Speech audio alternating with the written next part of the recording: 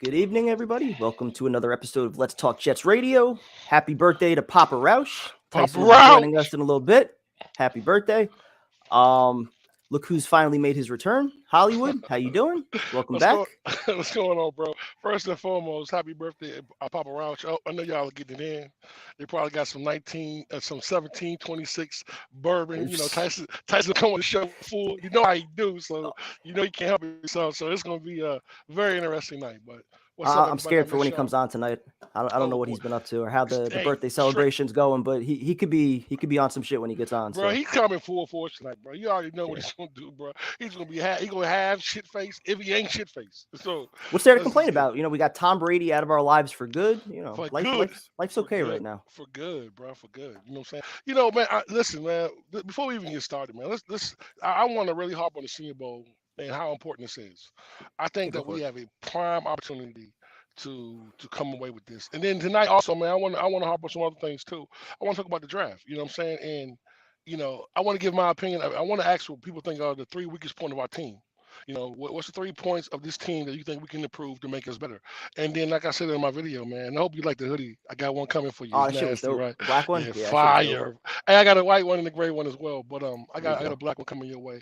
But now I want to harp on, what I'm saying, Cincinnati. I mean, listen, they turned this thing around in 2 years. They were 4 and 12, bro. I mean, you know what I'm saying, and they turned it around. So it's just improving a few things and making Th- adjustments. them them and the Niners did exactly the same thing. Niners were Exactly, 2-14. exactly. 2 years later, they were in the Super Bowl. Bengals, Yes, they were two sir. and 14. 2 years later, they're in the Yes, Super Bowl. So sir. do you think that's more positive or negative for the Jets? Like, does that increase the expectations for Douglas and Saleh to turn this thing around quicker?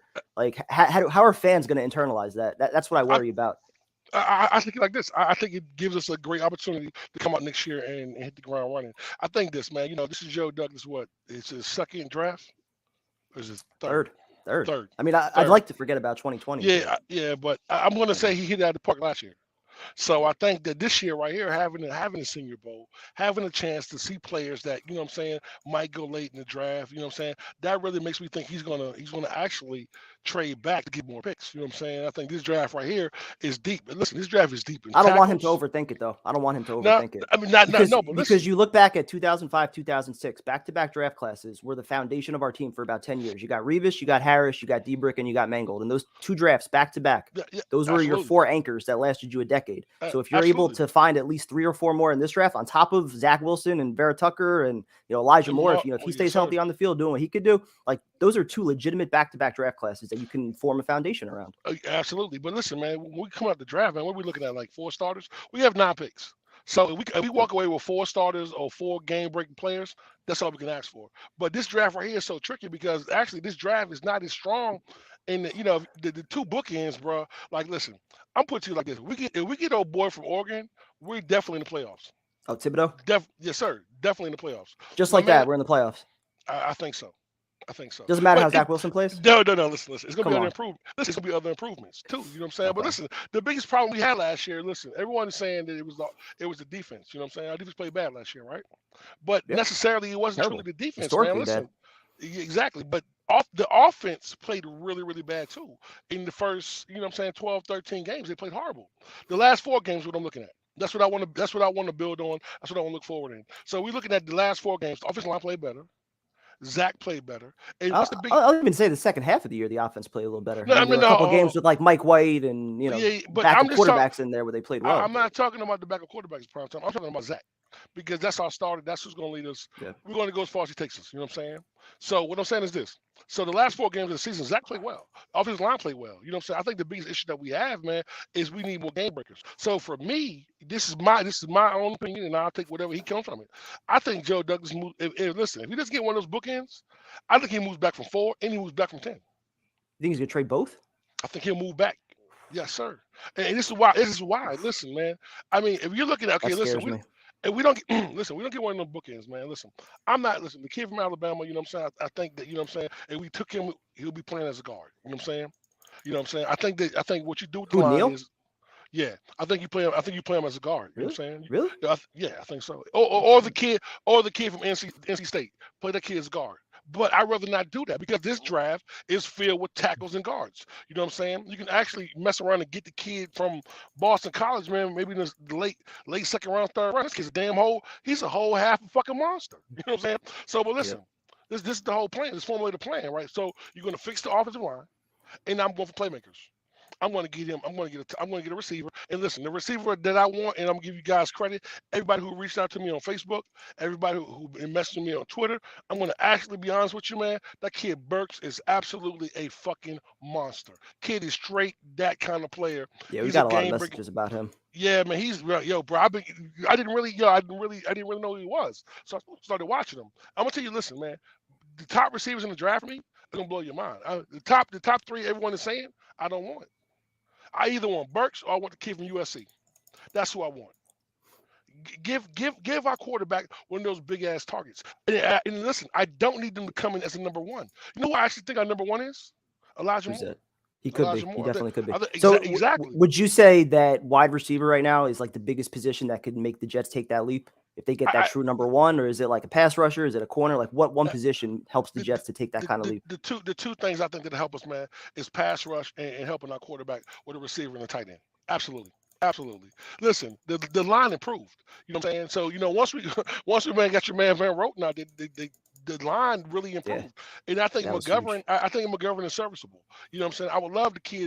I would love the center from Iowa. I would love him. Yep. I just think that taking out right now, you know what I'm saying, that's a little more of a luxury pick. Everybody's, you know, with these mock drafts or whatever, they're going for wants. I'm going for needs. Listen, I'm not trying to fix everything. Like everyone's like take a safety in the top of the second round. For what? This draft is filled with safeties. Who was the fifth best safety in the league last year in the last 4 games? Our boy Ashton Davis, right? No. Stop playing. Peanut. No, seriously, I think PFF had like some kind of stat that he gave up like the 5th fewest yards over like the last half of the year. Some shit. PFF's full of shit. Exactly.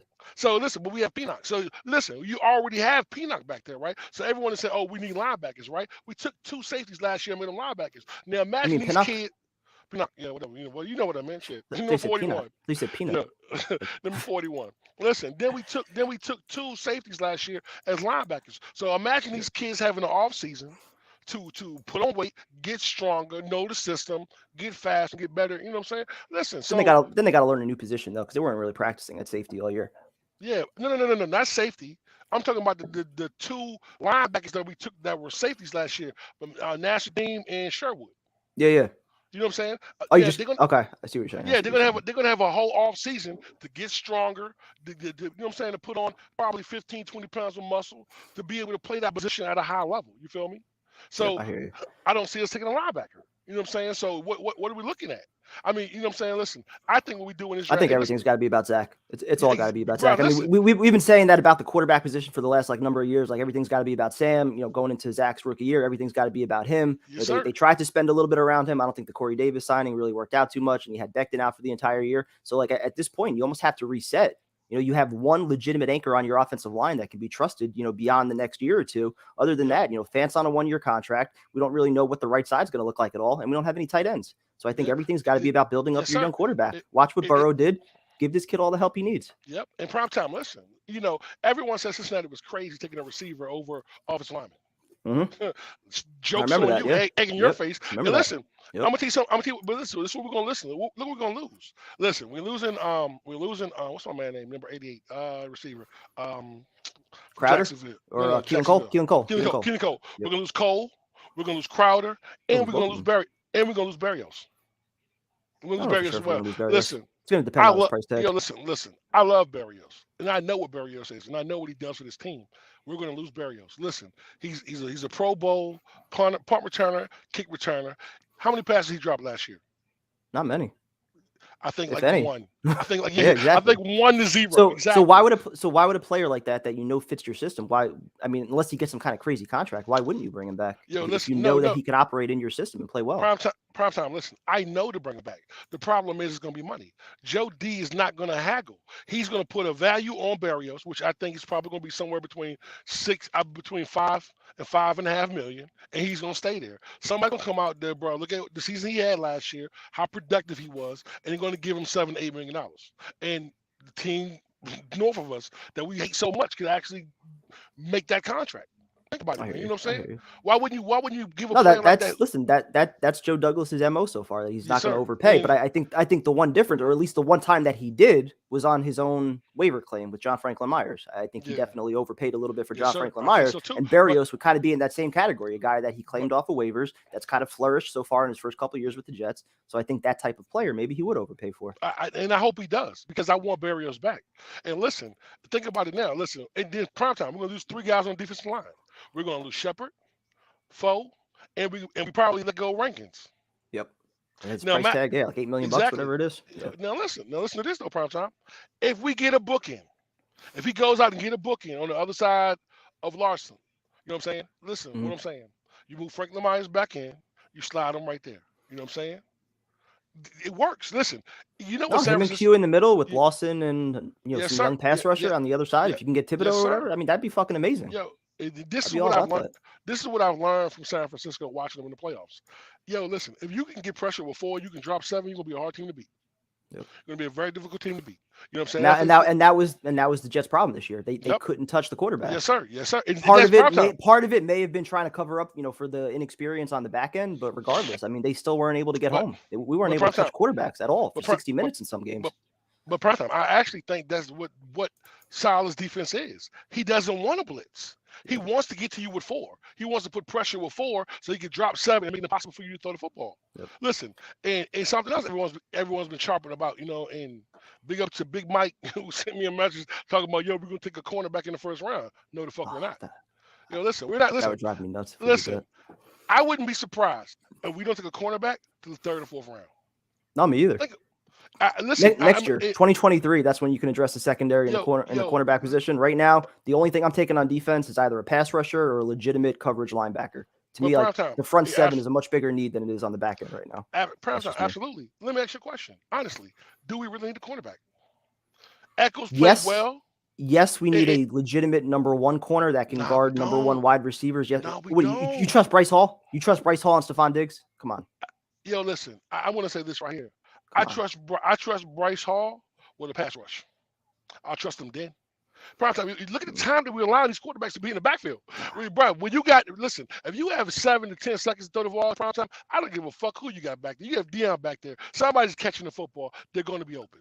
There's nobody who can cover that long prime time. See, the problem is I think you also had so many games that were out of hand, like in the second half, where it's like teams didn't need to throw the ball. Our offense wasn't moving in some games. Like and I understand that, we got bailed out at times this year. And if we're playing more competitive games next year into the second half, in the fourth quarter, close games where teams have to throw the ball, do you really trust Bryce Hall on a number 1 corner or a number 1 receiver right now? I don't.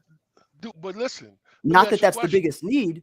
Like, obviously, a pass rush can help cover that up a little bit, but at some point, you're going to have to find a legitimate number 1 corner. I don't think it's on the roster right now. But let me ask you a question, prime time. You know what I'm saying? Well, what do good coaches do when you have a problem with a number 1 guy?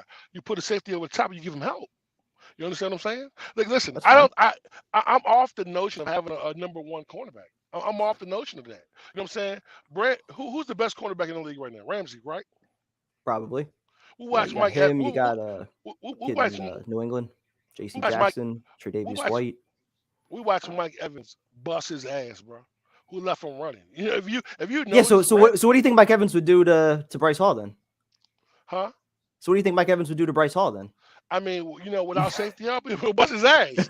But what I'm saying to you is, you give him help. You know what I'm saying? Listen, the one luxury we had is watching a number 1 receiver in Darrelle Revis. We watched him for 6-7 years of watching the best cornerback locked down one side of the field. And that's the thing. If you're gonna take a corner in the first round, it's got to be that caliber. It's got to be a legitimate shutdown guy that blankets one half of the field, and it gives you an advantage. The way the Jets were able to operate their defense, knowing that Revis had one half of the field completely locked down. Amazing. There weren't any other stars on that defense. Nope, like there were very good players. David Harris, very good player. Bart Scott, very good player. But there were no stars on that defense. They were all players that fit the system. That's what it was. And it was Revis doing his thing. In prime time, also the players that we had, the stars that we had, were older players. You know what I'm saying? Were over, who were past their prime. You know what I'm saying? Listen. So I'm telling you, man. Listen, the year of the Darrelle Revis type players, I haven't seen it in a while, and I don't think we'll be able to get that. But listen, solid defense is more zone anyway. You know what I'm saying? He'll go man the zone and pass off. You know what I'm saying? I think a lot of the problems with defense last year was communication. Guys getting passed off, guys getting put in positions that wasn't practice. I think. Listen, I think they're big on Dunn. I think they're really big on the kid that their free agent that we signed. Oh, Isaiah Dunn? Yes, sir. I think they're really big on him. I think his speed and what we do for our defense is going to be good. But these guys need time. And I also think with Becton, listen, hey, I'm going to say this about Becton. Well, yeah, here's the big question, about Mekhi Becton, and then we'll start opening up. I'll post the link right now in the chat if you guys want to hop on with us. Yeah, this is the big question. And I saw a few of the comments that were left on Tyson's video. I agree completely with the way Salah's approaching this. I understand Becton's the 10th overall pick, and for the future of the Jets, yes, it would be awesome if he worked out. Damn, you're chugging that shit. But at the same time, like we have to get to a place of accountability and culture, and you cannot develop that. It's impossible to develop that if Becton, for whatever reason, there was clearly some issues going on this year with his weight, with his diet, with his attitude, his maturity. Something between the ears is off. So if you're just going to let that shit fester and just hand him the job back, not only does that send a terrible message, but you're going to get your fucking quarterback killed. This upcoming year, it's all about Zach Wilson. And if you know that Fant can lock down that left side, which he proved he could do, I think he only gave up 1 or 2 sacks. It's his job until Becton shows something different. Prime time, listen, I absolutely 100% wholeheartedly agree with you. Listen, I'm going to be honest with you, man. I'm to a step now that I would probably move Becton to the right side. I think that's what I would do. Yep. That's what it sounds like they want to do. And listen, what I would do as well, I'm going to take one of those tackles that's deep in this draft, and I'm going to draft somebody that if Becton doesn't hold, listen, everybody needs to get past this fucking this. He's number 10 pick of the draft, man. I don't give a fuck. He's the first pick of the draft. If he does not work out or pan out, what do? You move on. Listen, I understand that you can take that as a loss, but you have to move on. You can't hold on to players that's not producing. And listen, I drink a gallon of water every day, man. So I'm actually behind in my water today. So you'll probably see me chug. Yeah, it's water, and I add a supplement to it. So, what'd you put in there? Yeah, it's a supplement to it. You know what I'm saying? So what I do what kind of supplement? Man, I got it's a little bit. It's a powder form of elderberries, lime, and black seed oil. So, what does that shit do for you? Well, you know what I'm saying? It's like cleanse you or some shit? Sort of, man. What it does is, lime alkalines your water, so it helps you out, on the insides. But basically, man, just getting the vitamins that my body needs. Listen, I'm gonna tell y'all something right now. I want to put this out here right now. So listen, I went to the heart doctor last week, right? So your boy get on the scale. I ain't even gonna tell you how much I weigh, but your boy was extra big. You know what I'm saying? So over or under what Becton weighs? Over Becton, baby. Over Becton. Damn. Listen. So listen, hold on, let me finish. So he says everything worked good, everything checked out. I appreciate that. But listen, I gotta lose some weight. So I'm making those starting February 21st. Your boy's locking in. I'm gonna lose 100 pounds. My birthday is July 4th. I'm gonna lose 100 pounds by July 4th. Watch what I tell you. Okay? So March, April, May, June, July. So 5 months? 20 pounds a month? Yes, sir. Are we going to have like regular weigh-ins during the show to like make sure that you're staying on track? I mean, listen, I need y'all to push me, man. I need that. And anybody who wants to jump into this challenge with me, man, we can fight through it together. But I'm telling you, man, listen, Big Sexy going to be Big Sexy this summer. I believe that. Listen, when you see me walking on the show. That's serious, dude. 100 pounds? That's fucking serious, man. Listen. I've been trying to gain weight. When you see me with no shirt on, you know your boy reached the goal, baby. I'm there. Let's let you know. I'm on it, man. So. Good for you. Well, let's get to these calls, man. Let's get to these calls, baby. I'm excited. Let's start bringing people on. You have anybody that you would like to speak to first? Otherwise, I'll just go with the person who popped up first on here. Who popped up first? All right, that is normally our regular leadoff guy, but then Tyson kind of bumped him back a little bit last week, so I'm gonna bring Bubs on to start it off. I got the thing fucked up. It's supposed to be horizontal. What's going on, big man? Hello. Why is it coming in like? There we go. That's our normal view. What's up, Bubs? How you doing, man? Hello. Thanks for having me on again. Like the Ranger jersey, man. Looking good. Yes, sir. Yeah, I got the game on. Anyway. Are they winning? I wanted to talk about kind of just the Becton situation, and then also ask another question about one of the tight ends today that I heard a lot of praise at the Senior Bowl. First off, with like the Becton situation, I actually like that. Like you guys mentioned, I like that Salah's taking a stand on it. I like that he's saying that he's gonna have to compete, because when you're trying to build a foundation and you're trying to, renew a culture, and you need to they always talk about having guys that, love the game and will put everything into it. And if Becton comes into training camp, like obviously came into training camp last season, his weight was a little bit of an issue, was what Salah said, which is something coming out of college was an issue, and you hope that would fix itself out. And then, he was getting, like Tyson said in his video, he was getting beat a lot in training camp and then gets injured. Like, Yep. You got to realize when you're building a foundation, like nothing's given. You got to earn it. So I like that he's doing this. It's not only sending a message to Becton for him to step up, but it's a message to the rest of the team that nothing's earned. Or nothing's given. You got to earn it. And, I think it's going to change the culture and the dynamic of this team in a positive way. That he's going to kind of implement and force this, because especially for the young guys coming in. I mean, what kind of message does that send, that just because you were a high draft pick that your job is safe no matter how you're playing or if you're not fully invested? I mean, George Fant was given an opportunity and he ran away with it. He was better than anything we had seen out of Mekhi Becton thus far, especially in training camp, this past year. So I mean, he earned the job, and it's up to Becton to take it back from him now. But let me ask you a question. Do you guys think that Becton came in heavy because that was his second year and he kind of thought he had everything figured out with the league and what he could do and get away with? You think that's more of an issue? Because I'm thinking, listen, I followed him on Twitter and Instagram, man. He was putting in that work when we first drafted him. So, you know what I'm saying? And I wasn't seeing as much as that last summer. So maybe he just got to feel that I'm in the league. Define, what I'm doing. Not to cut you off, Tyrone, define putting in that work, because remember, when Le'Veon Bell signed his contract, every single day in the offseason, we saw videos of him putting in that work. And it wasn't the same Le'Veon Bell that we saw in Pittsburgh.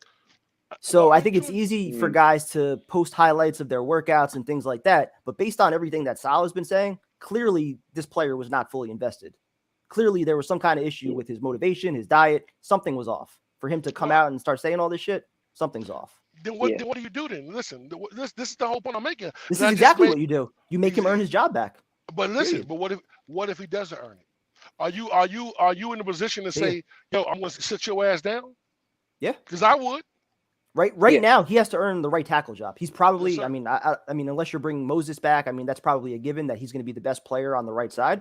But if he's still having issues there, if he balloons up to 380 pounds, he's still getting hurt. He's not fully invested. I mean, after year 3, I mean, maybe you bring him back for year 4, final year of his contract, and you don't pick up the 50-year option, and then he's gone. Yes, sir. You hate to think that way, but you can't just hold on to guys just because they were drafted high. Yes, sir. You can't do that. Time. Absolutely. And we all want it to work out. Like yes, we all want this guy to be an anchor on our offensive line, but he's got to prove that he wants it. Yep. Yeah, I mean, it would be great to see him and AVT manning that side for years and years to come. But and I was a believer. Like many Jets fans, he is a fan favorite. A lot of people like him, but like you guys said, you nailed it right on the head. If you're going to come into training camp and you're not going to be fully ready and you're kind of taking a little lazy, you should not be starting. And it's somebody like a George Fant who played well, played his tail off this season, had a very good year, deserves that spot. So we'll see. I think it's good that they're doing a training camp competition. And we'll see what they decide to do in the draft too, if they take another lineman. But I don't know if you guys saw this or not. I know today they had some of the Senior Bowl footage. I forget one of the guy's exact name, but he was the Ohio State tight end. That guy. Yeah, Rucker. Yeah. And then him and Trey McBride, both of them. I heard some good things today that Rucker was one of the standouts. So I was just wondering, like, would you rather sign a tight end like a Dalton Schultz and pay a lot of money, or draft one to both? In maybe the second round, or I want both. Something. Yeah, both. I'll go. You go ahead. You go ahead. Yeah. I'll go first. Listen, I'm gonna say this right here. Listen, and I'm gonna say this. I'm gonna stand on this as well. I think we take 2 tight ends in the draft. I think we sign one in free agency. You know what I'm saying? The kid from Dallas, man. I'm not gonna hold you, man. He's everything that we need. He's big. He's a great blocker. He's great in the seam. exactly what we need. You know what I'm saying? I don't think we Mhm. get McBride. You know what I'm saying? I think McBride goes to the end of the first round. I don't see him lasting to the second round.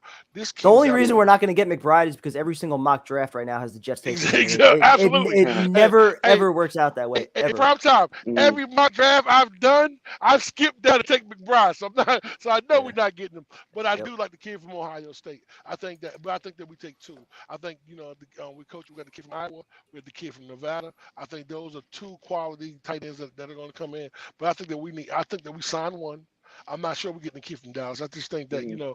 listen. The one thing we got to look at and factor in is this. We're not a winning organization. So what it's Mhm. hard. And Joe D is not going to overpay for anybody. So I think that this is what he should do. He should overpay for a tight end. He's proven. Yeah. If we can get a tight end that can give us 50 catches, 40 to 50 catches, we are a great football team. That's it. Because that's what I Mhm. no. Listen, Problem. That's all we Oh, more than need. that. If we're going to No, overpay for like a Dalton Schultz, I no. want Listen, more than no, 45 no. catches. Listen, I will take anything that we listen. What was our production in our tight end this year? Well, we probably Not got much. 30 catches all season long. Yeah, but if you're going to So pay the guy Yeah. 14 million a listen, year, listen what I'm saying, probably. You're not listening. Listen, I'm if listening. he Go gives ahead. us 45 to 50 and the other guys give us another 25, we're at 75 for the season. I'm cool with that. We just need Mhm. something to be productive in that thing. Listen, you shouldn't have a Mhm. field when you don't have a tight end, especially when you have a young quarterback that could be his blanket. You know what I'm saying? You look at San Francisco, you look at Mhm. Yep. Kansas City. These teams win because they have great great tight ends. And my man from San Francisco, man, he did more blocking than anything. And he Yeah. held it, Yeah. but when it came to make those big catches, he made some really big catches. So, what do you think, Prime Time? Like I said earlier, I think that you have to sign one. It doesn't even have to be the top tier with Dalton Schultz or Yeah. Jazeki. It could be OJ Howard. It could be Njoku. It could be Tyson's boy Conklin. Like you have to sign somebody though at tight end. I think that's the biggest need Mhm. on offense right now. And then in the draft, I mean, I'm definitely drafting one, if not possibly two. I agree with you on that. Yeah. I think in the second round, you're probably going to be targeting somebody. If somehow Trey McBride's there, I could definitely see that being the pick.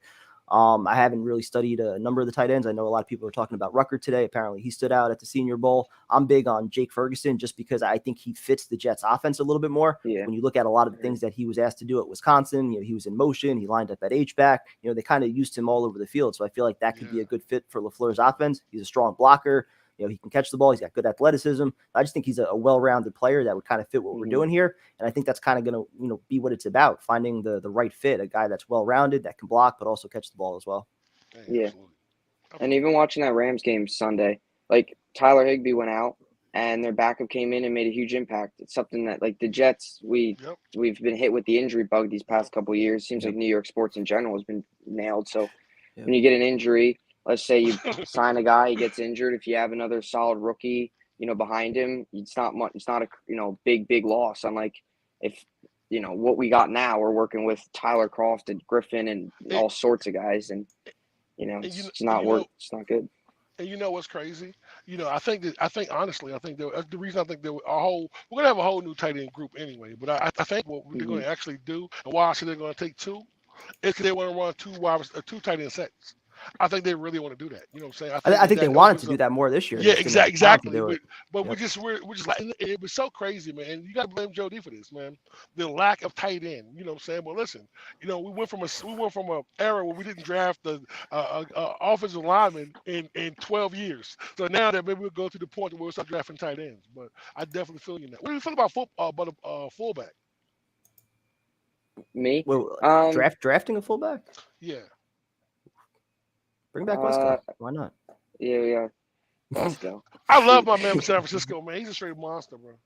Oh, Love Oh him. use yeah, check. use check. Yeah. Yes, sir. Monster. Yeah, him and there's a couple of them. Him, Ricard on the Ravens is I think Ravens he's on pretty good. Yep. Fullbacks is such a lost position nowadays. It Yeah. used to be so big, but now it's just And we not the always used to same. have some great fullbacks too. Oh, Yeah, yes, we had sir. a nice Mhm. Richardson. stretch Oh, from yes, Richie sir, man. Anderson to Yes, Gerald sir. My man was Soule a to monster. Askew to Tony Richardson. Yeah, we had a Yo, nice run of Richardson was fullbacks my for a very guy, long bro. time. Yeah. Yo, we were Bubs, we talking about appreciate it, too, man. man. Yep. Have a good Thanks night, for having Call, me bro. on. spread it off, man. Enjoy the Yep. Good game. night. Have a good one. You too. All right, so I'm gonna address Robert Saleh really quick. I don't remember seeing any mock drafts that had the Jets taking Vera Tucker at 15 because the Jets never had the 15th pick. Nah, I didn't see that So, either, so I'm bro. just gonna leave it at that. I didn't see that pick either, bro. We came back. You know what I'm saying? We had to come back and get that, bro. We had to move up for Yeah, that. So I did see like maybe one or two mocks where like there were rumors that the Jets maybe would try to trade up for a guard, but I didn't see Vera Tucker hey, specifically in many mocks. So I ain't gonna hold you. I ain't mad at Jody. He got the best. He got the best guard in the draft last year, and that's just what he needs to do this year. Like you got to understand something, man. Like we only got 9 picks this year, so we don't have as much. yeah, but they're all in the first 5 rounds though, which helps. Hey, come on, Joe. I mean, shit. Yo, pay him. Cut that check. Overpay him. Yeah, How you know about all that, about that, man? right? Tell Yo, them cut that overpay check. him. Yo, Right? listen. Just like you Bro, tell us. listen, man. My negotiations. You need me to negotiate for you, Joe. I get it done. Do you think Gronk wants to be a Jet? No, I No. don't. Come on, boss. Never. Nah, right. man. Nobody does that shit. Let's go with Jets Unleashed next. Yeah. What's Hey going on, guys, man? how How you you guys doing? been? How What's are you? going on, man? I'm doing well. How about you guys? Hanging in Right, there, man. bro. Another Tuesday night. Yeah. Have you guys heard about the Dolphins lawsuit and all that stuff? Yeah, Brian We did. Flores, man. Listen, man. I want to say this right here. I'm just gonna leave it here. Like them firing him is really, really. Was really, really shocking to me. And then things are coming out that the owner wanted to pay him 100,000 to lose games. It's kind of crazy to me. That shit was wild, yeah. Yeah, so it's gonna get ugly, dude. And I think that he understands by doing this, he'll never coach in the NFL again. Like, you know what I'm saying? But, Yep. listen, we live in a world where everybody don't look at everybody. Some people are judged for the color of their skin, not the content of the character. So that's what this world is. It shouldn't be Yep. that way. We Yep. should be way past this. These are the facts, and this is what it is. This is the world we live in. So I hope that it doesn't, I hope that it isn't true. And I hope that, you know what I'm saying, whatever truth comes out, because the truth always prevails. You know Yeah. what I'm saying? But I thought he was a great ass coach myself. And I hate the Dolphins, but I thought he did a hell of a job with the Dolphins. And to see him not get another job is kind of weird. And but listen, I'm kind of happy he's gone because Miami, whoever they get, if Tua is your quarterback, you're gonna fucking suck anyway. So that's just it, though. Prime time. No, I'll just say this: like the one thing I love about our show and what we do in here is that all the political stuff and like race and everything that's just dividing the country right now, we never talk about it. And I think that's one of the best things about this show is that we have different people, different races, different backgrounds. Everybody's free to hop on here. And I feel like this is more of a community. People come together more so than anybody on Twitter that's spouting off their political takes and everything else, which just kind of like further divides things. So I feel like just like the more and more like we shove a lot of this stuff down people's throats. Not that there aren't issues that, a lot of people need to kind of be aware of. I just feel like the more and more it's focused on, the less progress that's being made. I think that just being authentic, being genuine, like that's how real progress is made. And that's what like we try to do on this show. Doesn't matter where you're from, doesn't matter what your background is. You come on, you talk football with us, and we have a good time. And Don't matter what team you are. exactly. And like you were just saying too, man. Like I really genuinely believe like 9 out of 10 people in this world are good. Like we all want the same things in life, just peace of mind, family, just a decent paycheck, and be able to have some fun in life. Like most people that I know want those same things. But unfortunately, like we're a society now, I feel like that's just so focused on that one person, like the 1 in 10 that's doing shit the wrong way. And like we just focus on all these things that divide us more so than the things that unite us. And it's a shitty time, but that's just my take. It's the first rule of war, man. It's divide and conquer. If you're divided, if me and you are going at each other, and Tyson made us go at each other, then we're divided. You know what I'm saying? Nothing is fixed by subtraction, man. I'm just being honest with you. Nothing is. I mean, but sometimes in life, you got to eliminate things out your life. You know what I'm saying? And seeing the reality of it. Like, I mean, it's just the world we live in, man. It shouldn't be that way. It is what it is. But let's get back to football because actually, I think that shit it's like I'll give you another prime example. The John Gruden thing, right? Yep. Listen, he got a raw ass deal, bro. Like real talk, he did because they didn't want to expose what the Redskins did, so they had to have somebody to fall on the sword, man. And then he just got caught with his hand in the cookie jar, bro. Because that shit is trifling. You know what I mean? He just got jammed up, and that's it. So, but the Patriots got weak, Buffalo got weak, and Miami got weak, all in the same week, man. Why be upset? What be mad about? Exactly. You know what I mean? Exactly. So, and the Jets is coming over this year. Yep, the Jets are going to be like the Bengals next year. Oh, that's what we hope, right? I hope so. I ain't going that far, but I hope so. Yeah, we making the Super. Listen, That's my worry. That's my worry, man. That everybody's expecting Super Bowl now. Why not us? Which again, like I'm perfectly fine why thinking that way, not? being the optimist. Why not us, right? Why not our Um, time, right? We fucking deserve it, but Yo, I just don't bro, think we're there yet. right. I don't care. For the whole Backton situation, I actually I know everyone's gonna say this, but I like that, it's how you play as accountable. If he's not pulling his weight, or he thinks that he has in the bag and he's gonna try, put someone else in that's actually trying. And yet see, maybe this lit a fire under him, and he's gonna be better than what we expected. It's gonna be interesting to see this offseason, what's gonna be happening with Mekhi Backton, and then the tackles. And again, we might go for a tackle in the draft. We may never know. Good. They definitely could. This draft is so deep in tackles, man. Listen, I think, listen, man, this draft right here is like, listen, it's not heavy on the top, but as for players, this draft is deep in safeties. This draft is deep in cornerbacks. Listen, you can get a starting caliber cornerback in the fourth round. The kid from Clemson, the one that was on the other side of old boy, starting caliber safety. The kid from Kentucky, the safety. That kid's gonna be a steal in the fifth round. He's gonna be a fucking steal. Okay, listen, tackle wise, the kid from Boston College, the kid from North Dakota. Yo, did y'all see the Senior Bowl, the national team? That kid that's 480 pounds. I'm staying away from Bruh, that. Victor he's Beckton? No, I'm absolute good. I'm good. yo, kid is a huge, bruh. This is a mammoth man. Like, yo, I mean, listen, it's a draft that we can get better, and I hope that Joe D being there. And to be honest with you, look what San Francisco did when they coached the Senior Bowl. They drafted 4 players from Senior Bowl. You know who was their their first pick in the second round was? Who's I don't that? know if you know this guy. His name was Debo something. Thought it was Debo. Debo. Yeah, that guy. Yeah, that guy. It seems That like guy. it seems like a lot of analysts are saying there's like no Debo Samuel type in this draft. Yo, is he not just the best Amazing. fucking one man show you've ever seen in football? Maybe that's Like, Elijah Moore. Who knows? man, yo. We will see, man. The future's yet to be written. So, but So let me ask you, let oh, me ask go you a ahead, question. Tencent. Sorry. So how do you feel about us drafting a tight end, or what? Oh, matter of fact, what do you say is the biggest need of this team right now today? Getting started. Our offense easily tight end. Defense pass rusher. We lost a pass rusher last year, and it showed. It was a huge show. And sadly to say though, some of our players showed up in certain games, but that was like 1 or 2 games. All of season, we barely had pass rushers. So I'd like to see them take 2 or 3 players for pass rush, either from the free agency and the draft, and hopefully we can have a way better pass rusher. You Yeah, know. you know what else is crazy too, bro? And I'm gonna give T this right here. The pass rushers in this draft are actually really, really deep.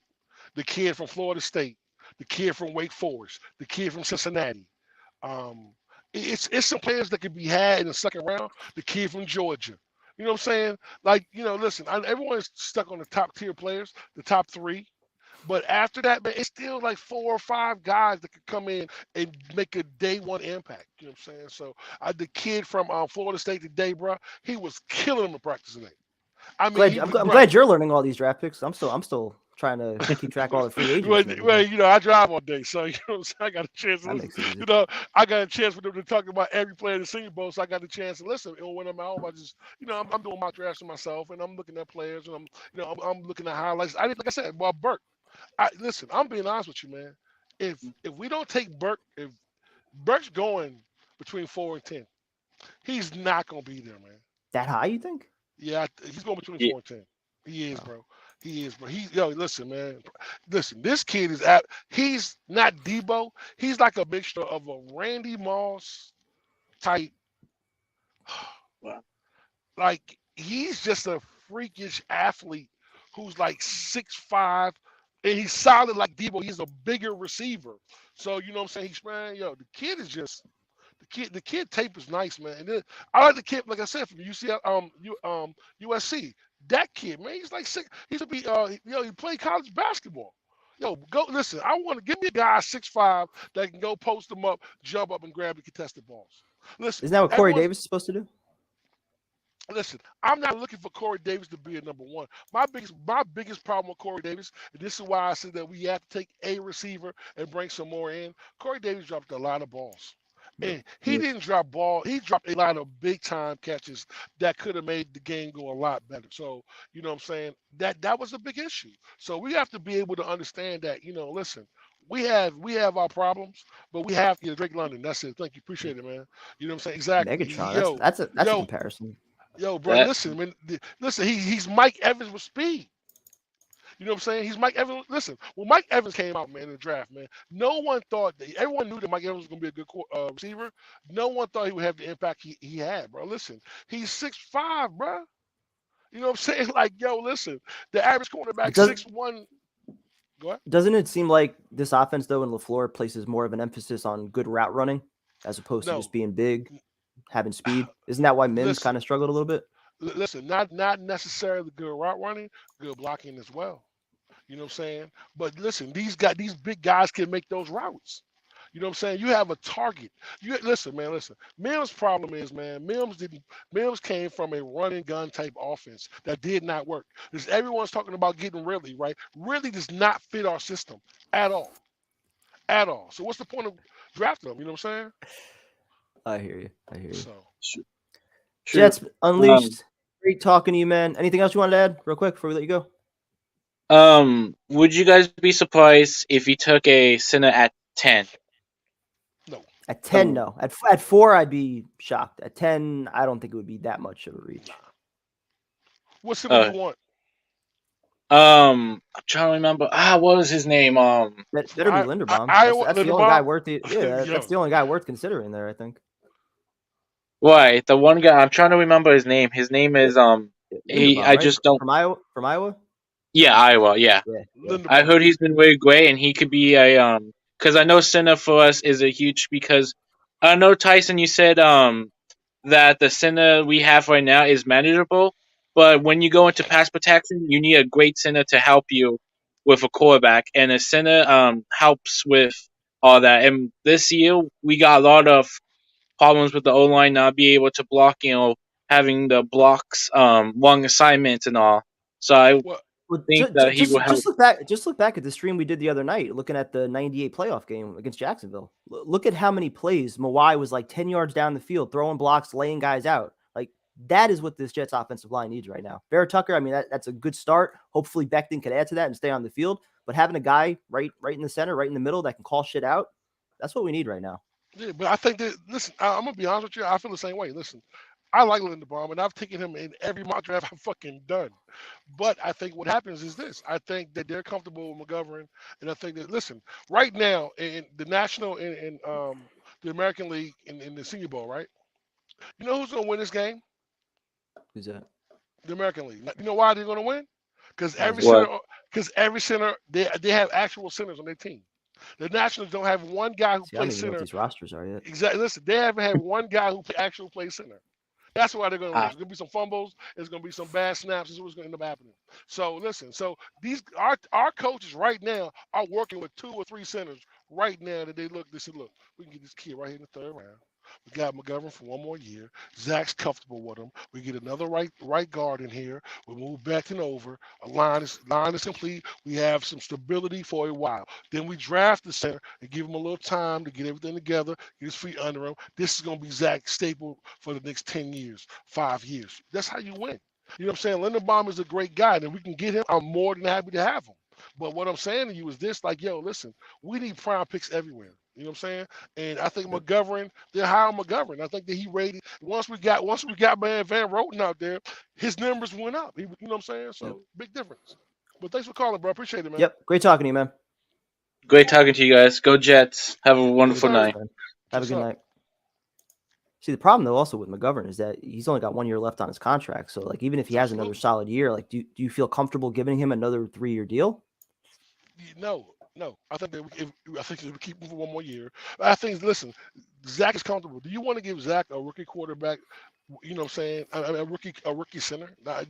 Listen, now if it's Linderbaum, I'm definitely doing that. Listen, if Linderbaum's there, look at Creed Humphreys here. Obviously, this isn't the fucking Chiefs offense, but I mean, look what Creed Humphrey did. I mean, one of the best centers ever for a rookie. But prime time. So. But let me ask you a question: who the fuck does Creed Humphrey have to the left or right of him? He has damn near the I don't know. best. He has damn near the best left guard in the fucking game that we would have We gave got the Barrett whole Tucker. bag. We would have gave the whole bag to. You know what I'm saying? Who's playing on his I right wanted side? to. You know, I listen. wanted to.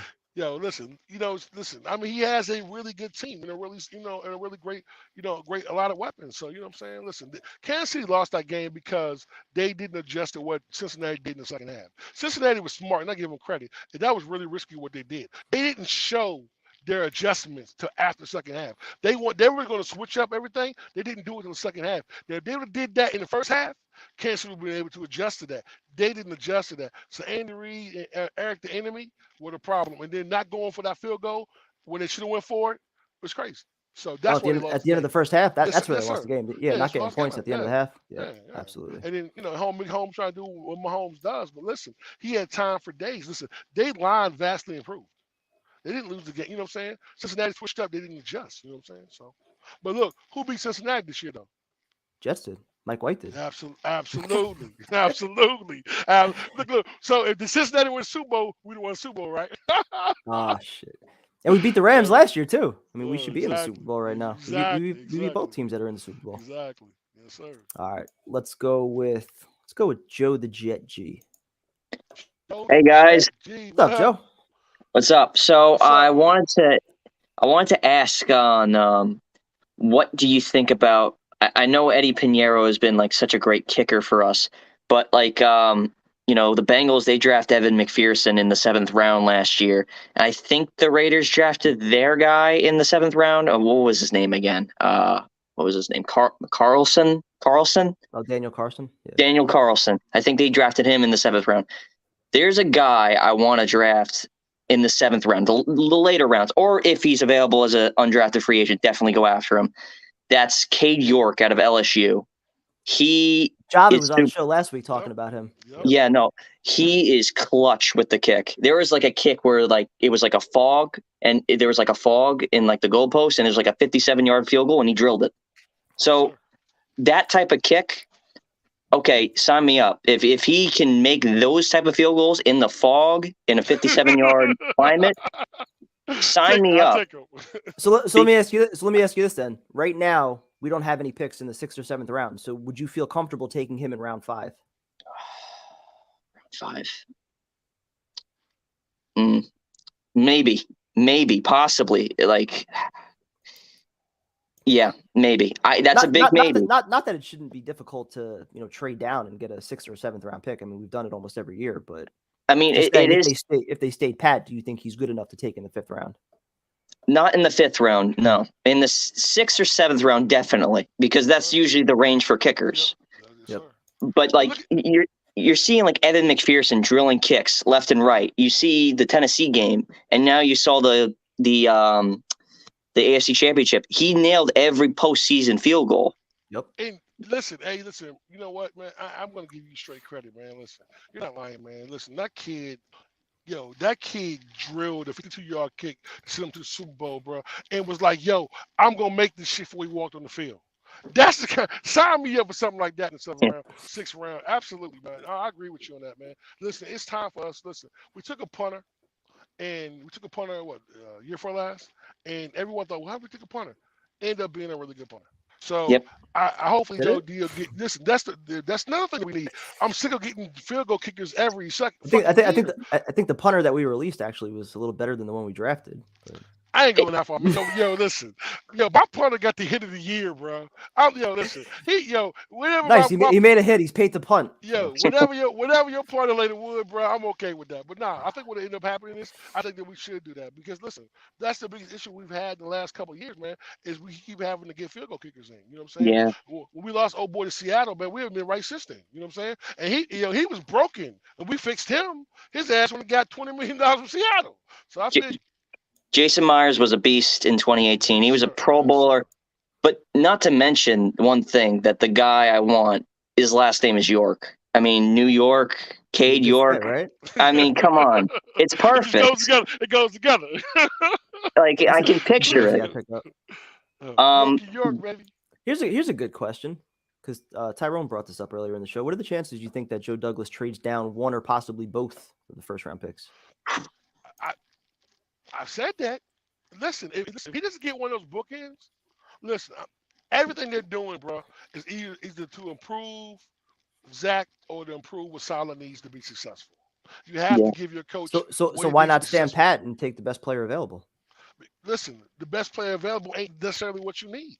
The best player available might be that kid from Clemson, the cornerback. Might not be the best player you need. Or you could You end up with understand what I'm Denzel saying? Mims. I mean, listen, I'm not saying take a receiver at 4, but I'm saying move down. Listen, if you move Well, down, I'm just saying that the process of moving down, you never know how the board's going to shake. So sometimes no. the player Listen, that's there might be the best option. but when you're You moving, kind of listen, but overthink it a little bit. when you're moving down, you're picking up. Listen, you're picking up more picks. You know what I'm saying? You're picking up more picks that we need in a draft that's really heavy in a lot of the areas that we necessarily need. So, listen, I mean, I have no problem with that. Listen, you know what? I hope Thibodeau's there, and I can just shut up. I'm hoping he's I, there for. here's Listen, the thing. we get Thibodeau and Leopold. I don't give a fuck. Draft over. I'm cutting the Throwing a TV party off. after I'm that. not Yep. watching. I'm not watching shit else. I don't care. But I But want a receiver as well. here's the thing I want to like ask. I know Evan Neal is supposed to be the number 1 overall pick. I'm just like the number 1 pick is just like flip flopping everywhere. Maybe Hutchinson and maybe Thibodeau and maybe Evan Neal. If Evan Neal's at 4 and we get Linderbaum at 10, our line is like officially set. Yes. It's like it's completely set. Becton, Vera Tucker, now Linderbaum and Evan Neal. Who, the only hole is I could say the right guard spot, but we have Tardif. I guess we can bring him Well, back. I guess. but now we don't know if Doc's coming back. Doc is actually saying that he's thinking about going back into the medical field. We don't even know if he's coming back this year. Listen, I mean, because listen, if Doc comes back and we re-sign Doc, the right side Yeah. of the line is good to me. Doc didn't play well. He didn't play bad last year. Yeah. You know what I'm saying? But He didn't play if bad. if somehow they did get Neal and Linderbaum though, and let's just say Becton's actually healthy and he's on the field, one of those guys is playing guard on the right side, most Oh likely. yeah. Yeah. Oh If yeah. you wanted to have exactly. the best players out there. So But I mean, that's But- a hell. 4/5 But of your listen, offensive line well, could ideally be set, which would be but listen, awesome. if we drafted that, listen, I'm taking another running back, and I'm going Yep. to let Carter and that kid, either the kid from Michigan or the kid from Notre Dame, and I'm running the ball in your fucking throat. That's what I'm gonna It's do. the 2010 Jets all over again with that Yes, offensive sir. line. Yes, Run it sir. down their Absolutely. throat. Yes, That's sir. why they were Absolutely. so good back then. Speaking of which, Tom Brady retired. We all know that. Just want to say something real quick. Yeah, go I ahead. always hated the guy, but I respect the hell out of the guy. He did so much, but then again, he tortured us for so long. I just wanted to make that point. He finally retired. We almost beat him this year, actually. Funny thing, but ironically, we. I think most Jeff fans, if you ask them honestly, they would say, yeah, I have plenty of respect for him. But Yeah. after But I 20 hate years, him. But I I hate Yeah, him. we fucking hate hate him. his guts. We I hate hate him. him. Yes. There's no other way to look at it. I mean, But listen, respect for how great he is, but you've tortured us for 20 years. Enough is enough. Yeah. But you know what's really weird about that, right? Listen, I hate the Patriots more than I hate Tom Brady right now. Is that just weird, or is that just me? Like That That makes sense. yo, That makes I sense. Yeah, respect it makes Tom sense. Brady. Belichick's still there. Yeah, I respect Tom Brady for what I'm saying, being who he is. He is truly the GOAT. But I hate his ass. But I hate the Patriots just a little bit more. Like I Yeah. hate them, their whole organization. Like you know what I mean? Like You know what's top to bottom. funny? Sorry. You know what's funny? He didn't retire as a Patriot. He retired as a Buccaneer. So that makes me like a little bit. It makes it a little bit okay for me that you he know what? retired a It's kind of Buccaneer. like that last little F you know what I mean? Like you know what? And not, Yeah. and not just that, you me? saw his tribute on Instagram. I mean, he posted a picture in a Bucs jersey when they beat the Patriots. It was that game that he posted the picture from. Didn't even acknowledge the Patriot fans in his farewell. So I'm happy I like about it. that. That makes me like him a like it. little bit more, but I still hate him. I still hate the guy. One more thing. One more thing I got to mention Yeah, go ahead. here.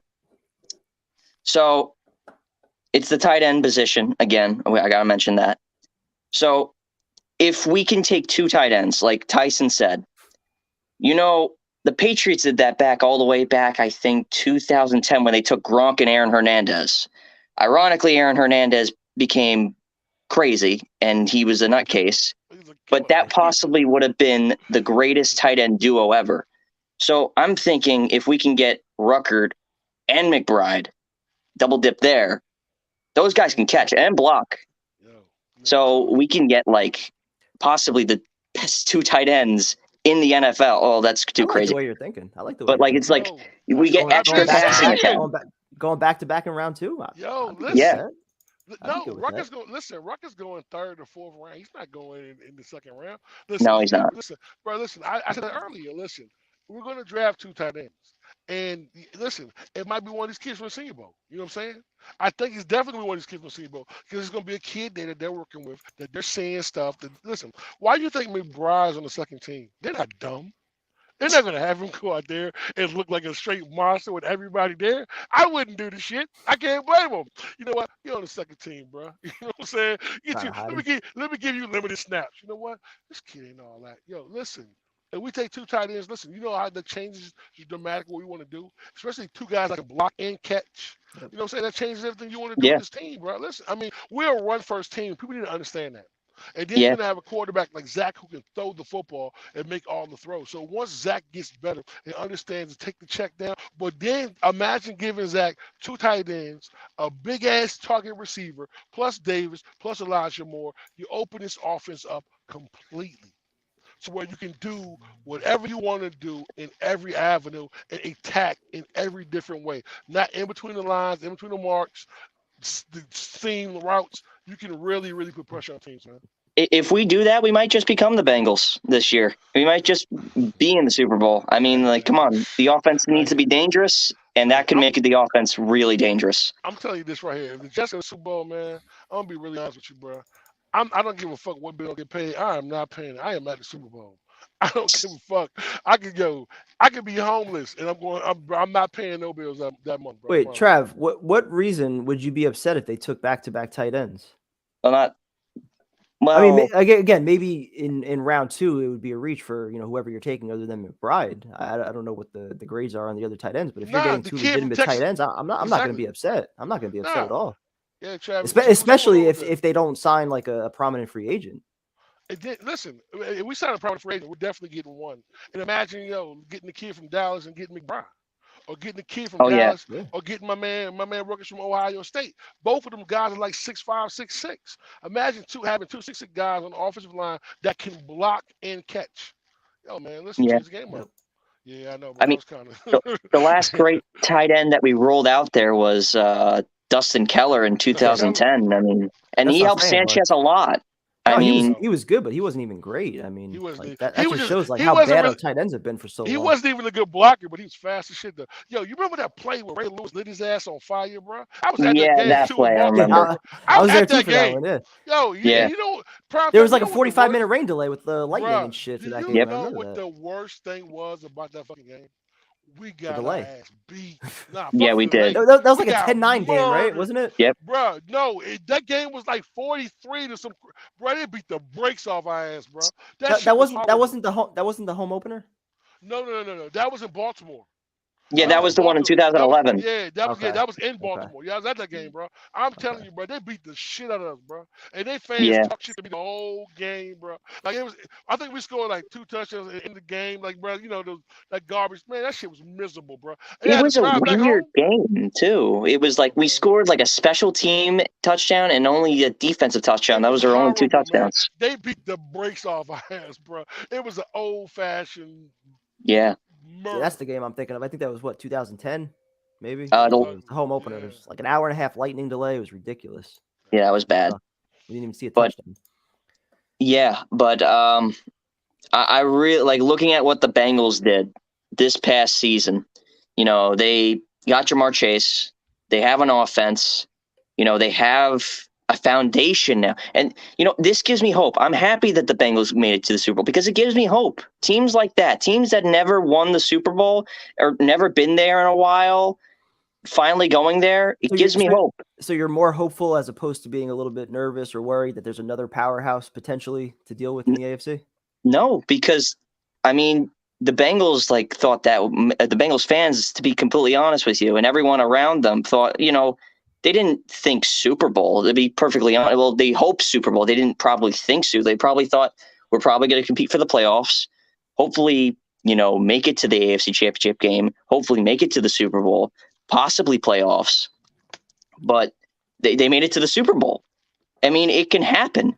Then again, like you said, the why not us attitude I hope the Jets can adopt that a little bit, the why not attitude, and they can possibly make a run next year. I know it's crazy to even say that right now. No, not. I know it's crazy. It's a little bit nuts, but then again, it could happen. It could happen. The one thing you got to factor in is this, though, man. This is where Cincinnati has a little bit of advantage over us. They have two things that we don't have right now. One, they have a number one receiver that is absolutely a freak of nature, and they have a quarterback who understands That's everything. what Right, it that's takes his to comment. win. That's the You comment. know, if you you have a gotta give. legitimate franchise quarterback that can Yep. put a team on his back, you have a chance. Yep. Yes, sir. And if Zach can take that step in year 2, the Jets have a chance. And absolutely. And that's what we're hoping. Well, listen, listen. I don't think he had to put the team on his back. I think he just has to up his play and and do a better job. Like Joe Burrow, I just think that he makes smart plays with the football. And I think that any quarterback in that position, when you don't turn the ball over very much, but you make smart plays with the football, you're able to move around a little bit and keep the chains moving. Listen, the biggest thing with Zach in the beginning of the season was, man, he was going for the home run because that's that college mentality. That's the college thinking that, yo, I got to take it big. Listen, Aaron Rodgers gave him the best advice you could ever give a young quarterback. Yo, make the boring plays, make 4 or 5 amazing plays, they'll love you. That's all we need Zach to do. That's it. Yeah. And Joe, great call, man. Yeah. Anything else you want to say before we let you go? Yeah, one more thing. But the thing was, he improved on the interceptions and the turnovers and stuff. Donut on 5 games in a row. There were certainly moments that he should have thrown a pick, but he had a donut in 5 games in the INT category. That's something that you need to take away and say, wow, okay, he's improving. But hopefully next year, the turnover rate goes down still. Hopefully it's no double-digit turnovers and stuff. It goes down. Joe, one last thing before we let you go, Joe. Listen, look at San Francisco, right? San Francisco made it to the AFC Championship game, and what they're about to do? They're about to let their quarterback go. You understand that? Yeah. You understand what kind of mindset you got to be to make it to the AFC Championship game with a guy, and pretty much should have won that football game. And you mess around, you're going to cut your quarterback. Yo, listen. When I say Kyle Shanahan is a G, straight G, that's crazy. Have a good night, bro. You too. Thanks for having me. See you. Calling in, man. Appreciate it. All right. Who should I bring on next? I was going to bring on Steve, but he dropped off. I was trying to save Steve for when Tyson came on. Yeah. Tyson left us. Let's go with John. Hey, guys. What's up, John? How you doing, man? What's going on, bro? How's it going, big man? What's up, bro? How you doing, man? I'm doing good. Listen, thank you, bro. Thank you, bro. You was on point, man. Yeah, I told you. You was on point, bro. You was on point. Yes, sir. You was on point. But I'll tell you something. I actually did some film evaluation on the 3 top wide receivers. Garrett Wilson's the truth also. That guy reminds me a lot of Stephon Diggs.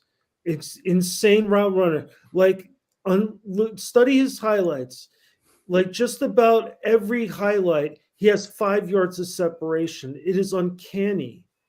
I mean, he could go the distance. The only thing is that we already have that kind of player in Elijah Moore. But, I agree with you 100%. We need receivers because this is not the 1970s. This is not – what's up, Trap? This is not the 1970s. This is – people are about scoring right now, and we need to – one last thing. I mean, your guy, we're talking about Drake London, the kid from USC. Uh-huh. The problem is on 90% of his routes, he can't get separation. Look at the tapes when you look at him. It's 90% of his stuff. I mean, don't get me wrong. It's impressive that his contested catches, but it's like 90% contested catches. But that's what they're looking for, John. If you listen to what they're saying they want a guy who can catch the 50-50 balls. They be, you know what I'm saying? You're probably hearing that as well. You know what I'm saying? They want a lot of that. And also, John, listen, you know what I'm saying? The kid from Ohio State, the one problem that I have with him is he can't block. You know what I'm saying? Listen, We're a run first pass action team. This is what our offense can be based on. You know what I'm saying? I know we didn't see the full identity of what this team was, but that's what they really want to do. Yeah, I hear you. You need everything, and I've been kind of getting some shit from in a respectful way from the Lindenbaum crowd. But the thing is that we need electric receivers. Look what Stephon Diggs has done for Buffalo. Look at what Jamar Chase has done for fucking Cincinnati. And I've got a really good Cincinnati Bengals question I want to ask you in a second. Actually, I'll ask it now. Yeah, go for it. I know to go from 2-14 to a Super Bowl is incredible and it's probably not likely going to happen. But I want to say this for 2023. What do you think? I want to ask each of you this question. What do you think the Jets can learn from the Bengals run from 2-14 to now playing for a chip? What can they learn from the Yeah, Bengals? what can they take away from the Bengals? I mean, that having your quarterback set up to succeed is probably the most important thing. Even if your offensive line's not great, which the Bengals offensive line clearly wasn't. I think Burrow got sacked 9 times in the divisional round. You could overcome that if you got legitimate playmakers, which he has all around him. He's got Chase, he's got Boyd, he's got Higgins, he's got Mixon, he's got the tight end Uzama. Like everywhere, he's got playmakers to help him out. And not just that, he took a legitimate growth in year 2, going from year 1. So if the Jets can surround Zach Wilson with all that talent, have him take that leap, as long as you have the franchise quarterback, every year you should be in it. Tyrone? Well, I kind of agree with Primetime. I think that, I'm saying, the biggest thing you can take away from Cincinnati is the biggest need they needed last year in the draft was offensive line. That's what everyone had them picking. Every mock draft had them picking offensive line. They went with a wide receiver. That receiver changed their team. So having the kind of weapons that you need for your young quarterback makes it great. You know what I'm saying? I think their coach, if he coaches to their strength, you know what I'm saying? I think that, they have a really good running game. They have a really good running back. They have a good tight end. And also they got, what's my man name? The other receiver nobody ever talks about. Chris Olave? Yes, sir. Absolutely. Exactly. They have another receiver, so they have weapons. So I think that if you place, and I'm not saying we're Cincinnati by no way, shape, form, or fashion, but I think that they showed something different. I think they showed if you put good weapons around your quarterback, you give them a chance. And I think that Joe Douglas has to learn from that. Yeah, you have wants. We want to get our offensive line and get that book in and whatever. But sometimes your quarterback needs a big play receiver, a guy who can make a contested catch, a guy who can take a slant route and go 100 yards, a guy who can go and catch the 50-50 balls that give you a chance to win. So I'm hoping that they learn from that. So let me ask you guys this question then. If you got Linderbaum, let's just say, as your best available player, top offensive lineman, he's there at 10, but you're a little nervous. Maybe there's going to be a run of wide receivers going in the teens, and your guy might not be there by the time it gets to you in round 2. Do you possibly reach for a receiver? Do you try to trade down? How do you handle that? In my case, if I'm only saying this, if Thibodeau or Hutchinson doesn't fall at number 4 to us, I think he should trade back to 4 and probably try to get 2 of Philly's picks. Yep. It's kind of that's what I'm talking about, baby. That's what I'm. Listen, John. Listen. I'm sorry. I did a draft where I took all 3 of their picks for the number 4 pick, a mock draft on PFF. Nah, listen, John. I get nervous about trading down. Hey, listen. I'm not even tripping, listen. I would do that in a heartbeat. I'm gonna tell you why. If we keep our 10 pick, you trade 4. You take Philly. They have 15 and 16. That's 3 players right there you can get. So you take a receiver at 10, take Lindenbaum at 15. Exactly. I've been thinking that the whole time. And then you could then trade back again with maybe like the Saints or somebody like that and pick up your boy, the defensive end from Michigan. In the second round, you grab the safety out of Penn State Yo, listen, then you grab Trey McBride, and then you know what I'm saying, we go on to the Super Bowl, baby. Like that. Yeah. What Mike ever said in Roscoe Jenkins, you know what I'm saying? You get the quarter, you flip the quarter to an eight, then you get an 8 ball, then you roll it. You know what I'm saying? 8 ball to a half, to an ounce, then you flip it to a half an ounce, then to a key. That's how you do it, baby. Dude, you're the best. Oh shit. Dude, Yo. Tyson's can probably you watching believe this like, what are we doing? that we beat a Super Bowl team and we came close to beating last year's Super Bowl champions? I mean, That means we're close. We're right there. We're on the cusp. We're right there. We're really close. JD's got to fill the holes. And like I said, we need that electric playmaker. Look, this is what I tell the Linderbaum crowd. You know, who's to say JD won't trade back and we could get both the electric receiver and Lindenbaum? You know, it's not a It's the gamble you take. It's the gamble you take. exactly. But my son is going nuts upstairs, so I'll let you go, man. Hey, Thank you. night, All right, have a bro. good night. Be good. Best channel on All right, YouTube, John. bro. Thank you, man. Appreciate that. Yo, my man John's on it, bro. Yo, listen, I did the same thing in my box draft. I trade fact, dude. I took both of Philly's 15 to 16 picks. I was like, yo, I'm getting everything I need right now. But nah, I'm just As long as they don't overthink it, man. Nah, Yeah, I'm I just get nervous about that. I'm still scarred from the Denzel Mims trade downs with all the talent that we passed up there. So, well, you know what's so crazy? I think that everyone thought the same thing when we got Denzel Mims. We actually were getting that kind of guy. But it's the reason why he dropped the way he dropped. So I'm gonna leave it there. You know what I'm saying? And you know, sometimes listen, you get what you pay for. You know what I'm saying? So, you know. all right. Hey, Brian, that was a joke too, bro, man. I'm just saying. No, you were Right?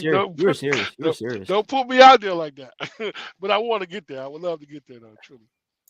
Let's go with Kieran next. Looks like he's getting tired back there. Yeah, man. Kieran, How you guys what's up, doing? man? How you What's doing? going on, What's big up, dog? boys? I like the shirt, Yo, baby. Tyrone.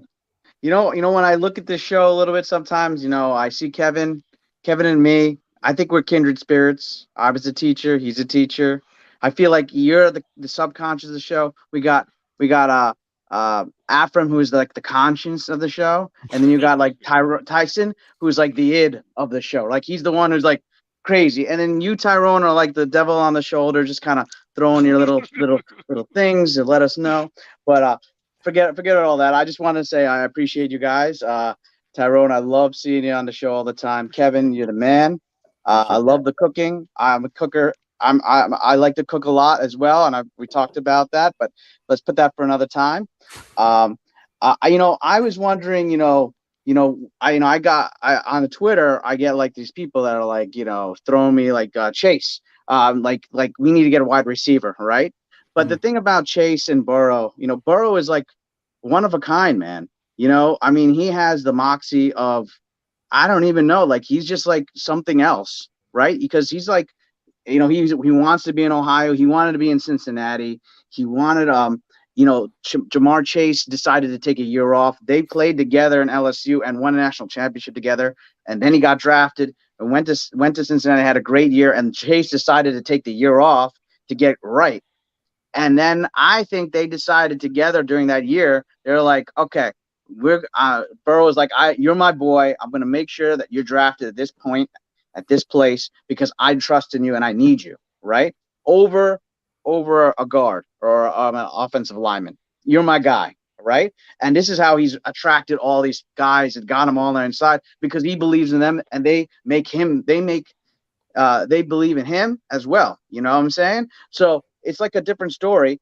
And, he has such a good success. You can't really compare Zach and whoever is going to come, because we don't even know who that person is going to be and whether they can deal with the system and whether they're going to be compatible. But we already know that Chase and Burrow were compatible because you saw it for a whole entire year, right? And so, it's difficult to say that I don't think that the wide receiver is really what we really need. I think Elijah Moore is our guy, all right? I think Corey Davis is the second. We'll find another guy, all right, back in the later rounds. There's plenty of wide receivers, all right? I think a tight end is really important. I think 2 tight ends are really good. I think, center is important, but maybe the line is actually – maybe the line just needs to gel. You know what I mean? Maybe it just needed another year. And, Duvernay was playing really good when they let him play when he got like acclimated. Obviously, we don't know what's going to happen with him, but maybe we don't need to tinker so much. We just need a guard. Maybe we need the center. Maybe we need McGovern to move to guard, and then get Linderbaum as our center, and then we have our line. You know what I mean? And then No, and then I definitely think like continuity, second year in LaFleur's offense, like that could definitely help out a lot of the pieces, especially like McGovern. He started to come on the second half of the year. So if you're bringing all these guys back, I think it's only natural that you could expect that they're going to, up their play a little bit in the second year. But I think it was Trav that mentioned in a comment a little while ago, like go back to the promise that you said when you drafted Zach Wilson, that you were going to uplift him and not expect him to uplift you. So regardless of everything that Burrow did, which is phenomenal, the Jets as an organization still need to uplift this kid. He's coming from a completely different situation, coming from BYU. I said when he was drafted, I think, I thought the adjustment to the NFL was going to be a lot different for him. It was going to be a lot more difficult. And he got through those early struggles. He finished the year strong. Now you got to help him out. Give him that legitimate number one, solidify the offensive line, find him a tight end. And let's see what this kid can really do. Like put him in the best position possible to succeed. And I want to say this right here.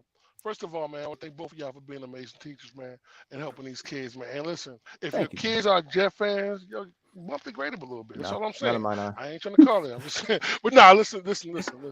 I understand where you're coming from, and I understand that. But listen, one thing you understand about Barrow came from LSU. Playing at LSU, playing against Alabama, Georgia, you're playing against the best. You know what I'm saying? So you're playing damn near in the NFL game type atmosphere with those you're playing against the best players, and you with a full stadium. Zach coming from BYU, you know what I'm saying? It was going to be a learning curve for him anyway. He's from BYU is a smaller school, so it's going to take him a chance to learn a little bit. But the one thing about Zach that everyone is not seeing is Zach has an amazing arm. So once Zach understands what to do and what he can't do, he's going to be a lot better. But I think in the beginning of the season, they let him get away with a whole lot. You know what I'm saying? And you have to have a receiver that can catch the balls. I mean, listen, Davis dropped a lot of big passes last year. You know what I'm saying? It's almost as if like when Zach throws the ball, it's like I don't think they really understand how to. Like he obviously chucks the ball and doesn't have the touch, but even when he was starting to do the touches, like the ball spins in a way and the rotation. I don't know. There's something about the way he throws, and the guys just don't really catch the ball very well for whatever the reason is. Maybe it's because they care. Listen, it doesn't. Sure. If it hits you here, catch it. That's what I'm saying. That might be just about like need more work. Like they just didn't work enough with each other, and maybe it's just amount of time. Maybe it's just all about a time. And it's interesting how hype everyone is. Oh, we're going to the Super Bowl. Come on, man, guys, chill out a little bit, please. We need Afram here to like. Why not us?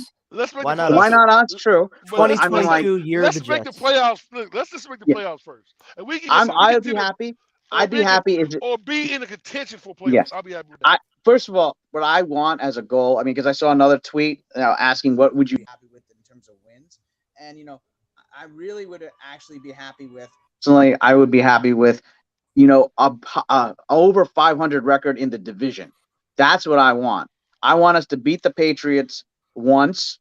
I need us to beat the Buffalo Bills once, and I need us to sweep the Dolphins. That's what I want. And then the rest, let it come, and then we'll get 8 wins, like 8 or 9 wins. That would be great, just as a starting point, just to push us in the right direction. Maybe people start getting attracted to us. We get more free agents. By the way, do you think instead of drafting a guard, instead of drafting a line, is there a lineman that that is like a good free agent guard that's out there?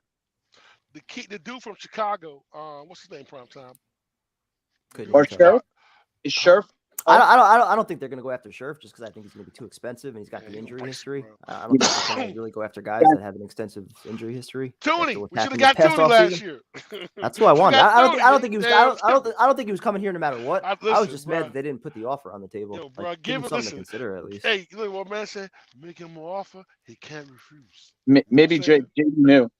Maybe he's just like there was no like inside whatsoever, so it didn't matter. They didn't even talk to him. They weren't even able to talk to him.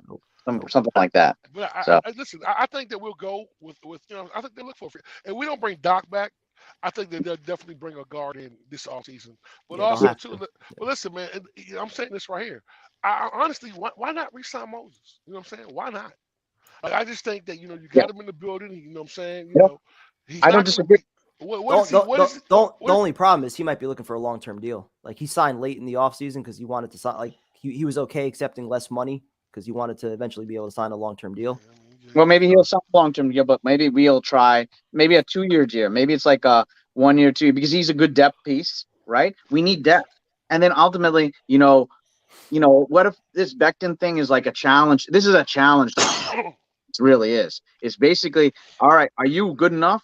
Are you really good enough to do this for us? All right. Are you going to be putting in the work? It's basically what it is. It's really his job, but if he fucks it up, then it's going to be fan. You know what I mean? But really, they really want Becton to do it. But it's a challenge. It's fan job, and it's up to Becton to take it. Listen, I think they gave the job to Becton last year when fans should have. Listen, we were in Carolina. We were shocked that we didn't see fan out there. Like, bro, like we were shocked. Like everyone was in like total disbelief that we didn't see that. So I'm being honest with you. Fan played amazing last year. Last season played amazing. Becton can't deal with these speed rushers, and we saw that the previous year. Yeah. Whenever there was a speed rusher, there was one specific game where he got 2 sacks. I can't remember who exactly it was, but there was a guy who came off the edge. It wasn't Brian Burns, but it was. I mean, in the Carolina game, it was probably Brian Burns. But the previous year, we fought. And there were a couple games I remember down the stretch where he was struggling a little bit with the pass rusher, and then every single day in training camp too. Exactly, Lawson was eating his lunch every single day in camp. But you know what that 2 or 3 sacks. But you know what that is? That's not him having a problem with speed rusher. It's him and his footwork. You know what happens is you have to go back, so you're basically in a stance to where you're putting his right foot, he's keeping the foot back and he's putting up. So he's not getting his hands on his guys in time. So what happens is once they get around him, they're gone. You know what I'm saying? That's on him taking a step out and be able to put his hands out and he's a really big, strong man. So you know what I'm saying? If he pushes you, he's gonna move you in any direction he wants you to go. So I think that's more technique, and I think he was being lazy in his technique. I think that he got comfortable with getting away what he got away with the first year and thought he could do that again. And then Lawson came in the summer and listen, they say Lawson was getting 3 to 4 sacks every fucking day. Like on Becton. Like, so it wasn't like he was switching them. He was going man on man every day and beating him. Like, I remember one report we had primetime. Remember we did a show about it. I think he got beat 10 times. The way he was at practice, he stayed after like an hour because it was like, yo, and he was like, yo, steel sharper than steel. No. Yeah, it was iron sharpens iron. It was every day after practice. Iron sharpens iron every day. We were hearing that. I'm like, you're asking. That's footwork though. That's coachable. And then when listen, the thing about it is if you watch Becton, when we watched him in the combine last year, listen, the kid I think he ran the best time for offensive guard. For offensive lineman. What it is this: he has to get down to a comfortable playing weight. They allowed him to be. I think he played 350 the first year. He needs to be around 325 to be where he at. He has really long arms. He's a really strong guy. He'll be able to move people, you know what I'm saying, regardless. So anywhere between 325 and 335 is where Becton needs to play at. But the problem is he likes to eat. Now that his fiance is about to have a baby. So listen, I used to be small my whole life. When we had my son, I gained about, I was small. I was skinny my whole life, bro. Like, bro, listen, my high school. Send me a picture. I don't believe you. Okay, I'll show you one. No BS. I'll show you one. I was like 225, like soaking wet. I was 225 in college. Get the fuck out of here. Bro, listen. I'll show you, bro. I will show you. I will show you today, buddy. No problem. Go on my Instagram. Go on my Instagram. TIP_91. You should take the presentation and show us on the screen sometime. See, I don't know if you know the technology. So anyway, go on. I'm just as bad, if not worse, than Tyson with technology. Why is a teacher always going to hit you with that stuff right there? You know what I'm saying? Exactly. And wonder why. Listen, did you realize I just learned how to post videos? So I don't, you know what I'm saying? So let's come on, teach. The only thing I know with technology is how to set up a Google Meet for virtual teaching. That's about it. That's the only thing I learned. One last question, though, and this is off topic. Are you guys in class right now, or are you guys? We are virtual. Okay. I'm not a teacher. I'm not actually a public school teacher anymore. I actually am a tennis instructor. So that's what I do as a teacher. I used to teach. I taught for like 12 years as a math teacher in school, but I got rid of that for a long time, and now I'm just a tennis instructor. Did you fail kids just because they talk shit to you? Because I would. I'd be like, yo, no, not necessarily. But I wouldn't be happy about it. I wouldn't. It wouldn't push me back. I like those kids because that was me as a kid. But wait, hold on. Tell me that ain't you. Is that you? Yes, that's me. That's me, That's not. baby. That's not That's fucking. me, That's not baby. you. That's Stop. me. That's not you. That's That is me, not you. baby. That's That me. is not. No. That's no. me, bro. That's not you. That is me. That is me, bro. That is me. Stop. I don't Yes, believe sir. Yes, What sir, is that? bro. High school? Huh? Is that high school? How old were you in that? Was that high school? Or you're 12 years? That was 12 years that was like I was The Hominy Boys? What does that jersey say? I don't even know. You're it 34. was, That's Shaquille O'Neal. That's not you.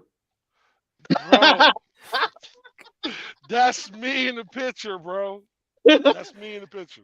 That was That's probably crazy. 28, 29. Bro, listen, bro. I wasn't big my whole life. I was scared, bro. I was small my whole life. I Man, gained that's weight. crazy. I probably been this big probably about 10 or 11 years, bro. I was small my whole life, bro. Trust So me. you could get back. You could get back. You know, I started doing, working out a lot more recently, since August, and I've gotten in better shape, at least strength wise. Whether I don't really need to drop too much weight, I don't think, but I'm trying to get stronger. I have like arm issues in terms of like tennis, so I'm trying to because of the tennis instruction, I need to really strengthen my body and get everything ready, my core and all that stuff. So, but you just gotta, if you're moving all the, being a truck driver, you're not moving that much. So I mean, it's like you have to. I assume that. I'm not sure, but moving is a really important part of probably getting your steps in. You get 10,000, 20,000 steps in a day, then maybe Well, I'm gonna be really honest with you. Like I started new. I have to actually fly to Texas next week.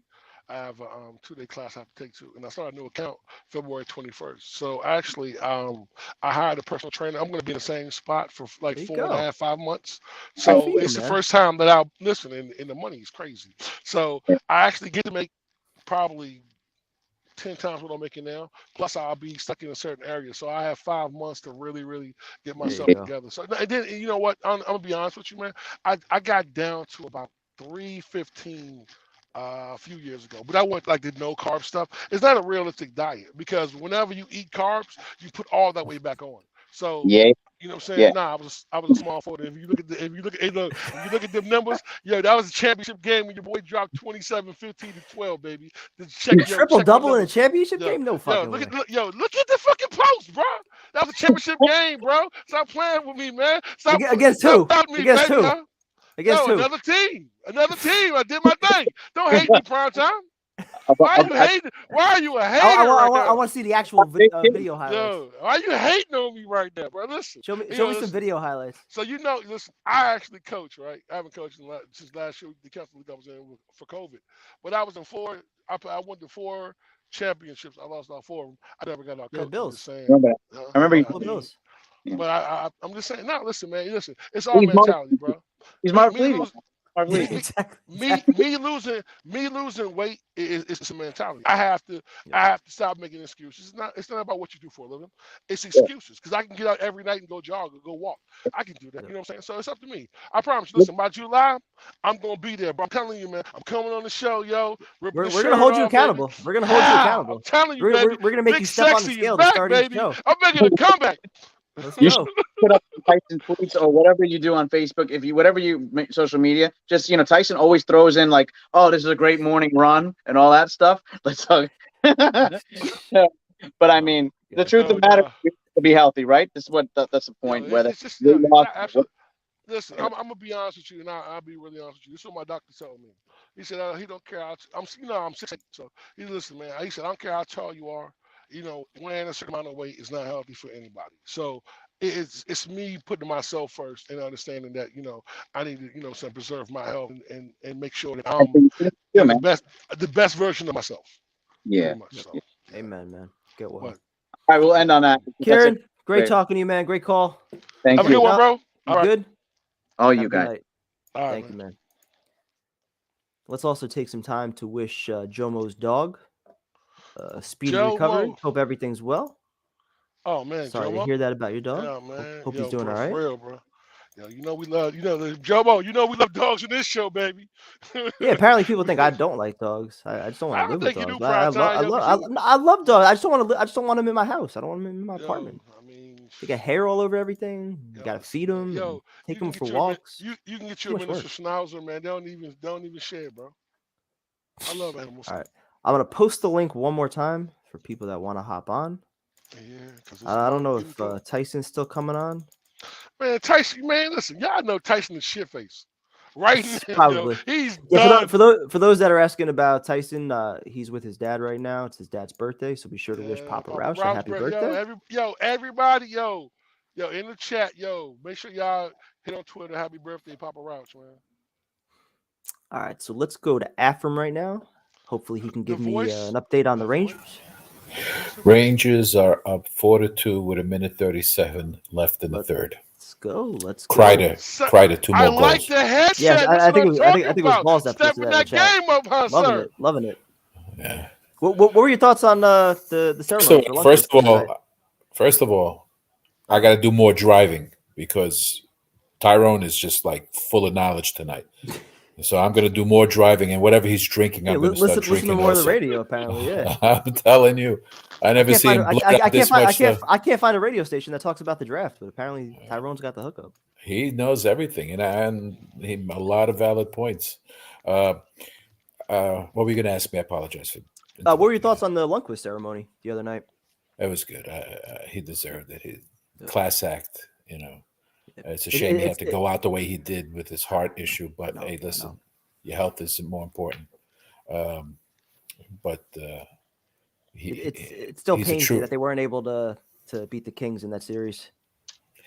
The 2 overtime losses, and I think there were 2 games also that they blew like 2-goal leads. I'm like, damn, like that would have been his legacy right there, just that one cup. They beat Girardi down. Girardi didn't. Girardi didn't. He couldn't handle that size. It is what it is, But we were there. Just want to make a point for Trav. I agree with him. I'm not blowing too high second round picks on both tight ends. I take one tight end because I just got too many holes to fill. You get the best guy because you probably can get another tight end in the 3rd or 4th round with no problem. That's fair. As far as what Salah's doing, I'm looking at it this way. I know Fant wanted to play left tackle when he first came in, and they pushed him on the right side. This works very good for them as far as one, it gives Fant the opportunity to win the job and stay at left tackle. And if he loses, at least they tell him you had the shot. Hello, John. And it pushes Becton. And Becton, I think Becton started right tackle in college, right? I don't think he was. He was on both sides of the line. Yeah, so it's he can play. So now, what that tells me also is they plan on. I could see them plan on extending Fant and keeping him on for another 2 years, or whatever. And if none of the edges fall, if they take that kid Iquano. That beast and scarred. Yep. He's a beast and now you have size on. That line could be tremendous. Don't count on Linderbaum dropping to 10. I see the Giants pick him up at 7. I've seen that in a few mocks. Yeah, you're going to see him. They're badly in need of an offensive line, and if Dable's gonna and the GM, the new GM, they got to build that line for the kid if they're going to keep the kid. I don't think they're going to. But then again, I don't think they're paying him his 5th option. They're going to give him his 5th option. They're just going to write it out because they don't know what they have right now. But if I'm not happy what I see at 4th, yes, I trade down because I got to take what my need. I got too many holes to fill. And quite frankly, it's not the greatest draft. It's very defensive-minded draft. Tight end and wide receiver, but you're always going to have wide receiver high because the way the college is playing now, it's an offense-oriented game.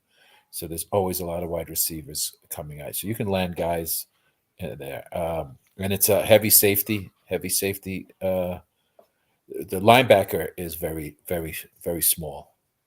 Not that many great linebackers in this draft, but it's going to be interesting. As far as the tight end, I see him giving a little more to Schultz because of his age. He's 25, so you can get him in like a 3-year contract.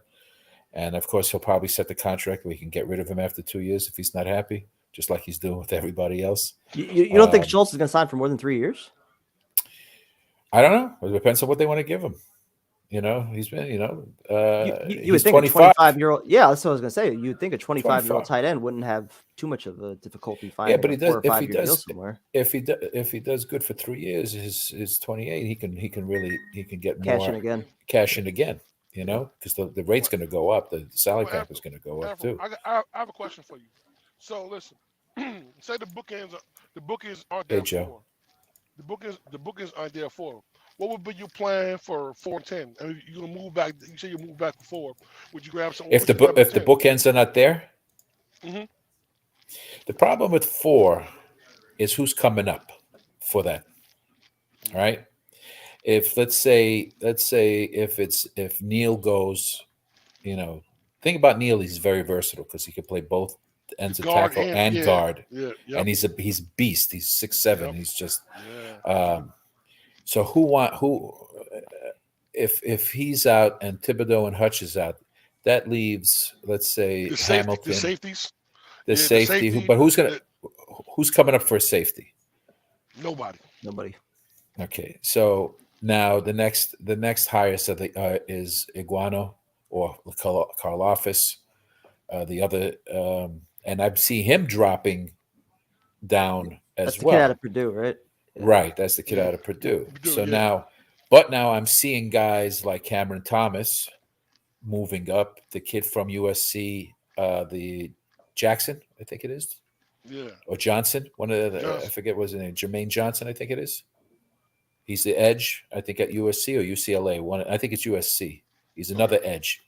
They're talking about him moving up.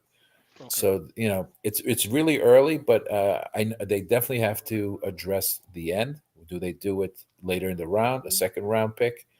Wide receiver, I like the kid Burks. I agree with John. The kid from USC, he's a jump ball guy, and that's about it. He doesn't really get separation. Garrett Wilson, he's good body control, but this kid Burks seems to do. But you got that kid Mechie, the kid Dotson. Is it Dotson or Dobson? I forget what it is. Dotson from Penn State. The one at Penn State. He's good. Beast, yeah. There's a lot of guys, but what fits. I'd like to have at least a 6'3", 6'4" guy. Yeah, yes, sir. I got it. So for me, it definitely would be McBride. I'd like to have some good quality wide tight ends. There's guys in the second round, third round. You can get guards as well. You can even grab that Zion Johnson in the second round, and still grab yourself a tight end in the second round.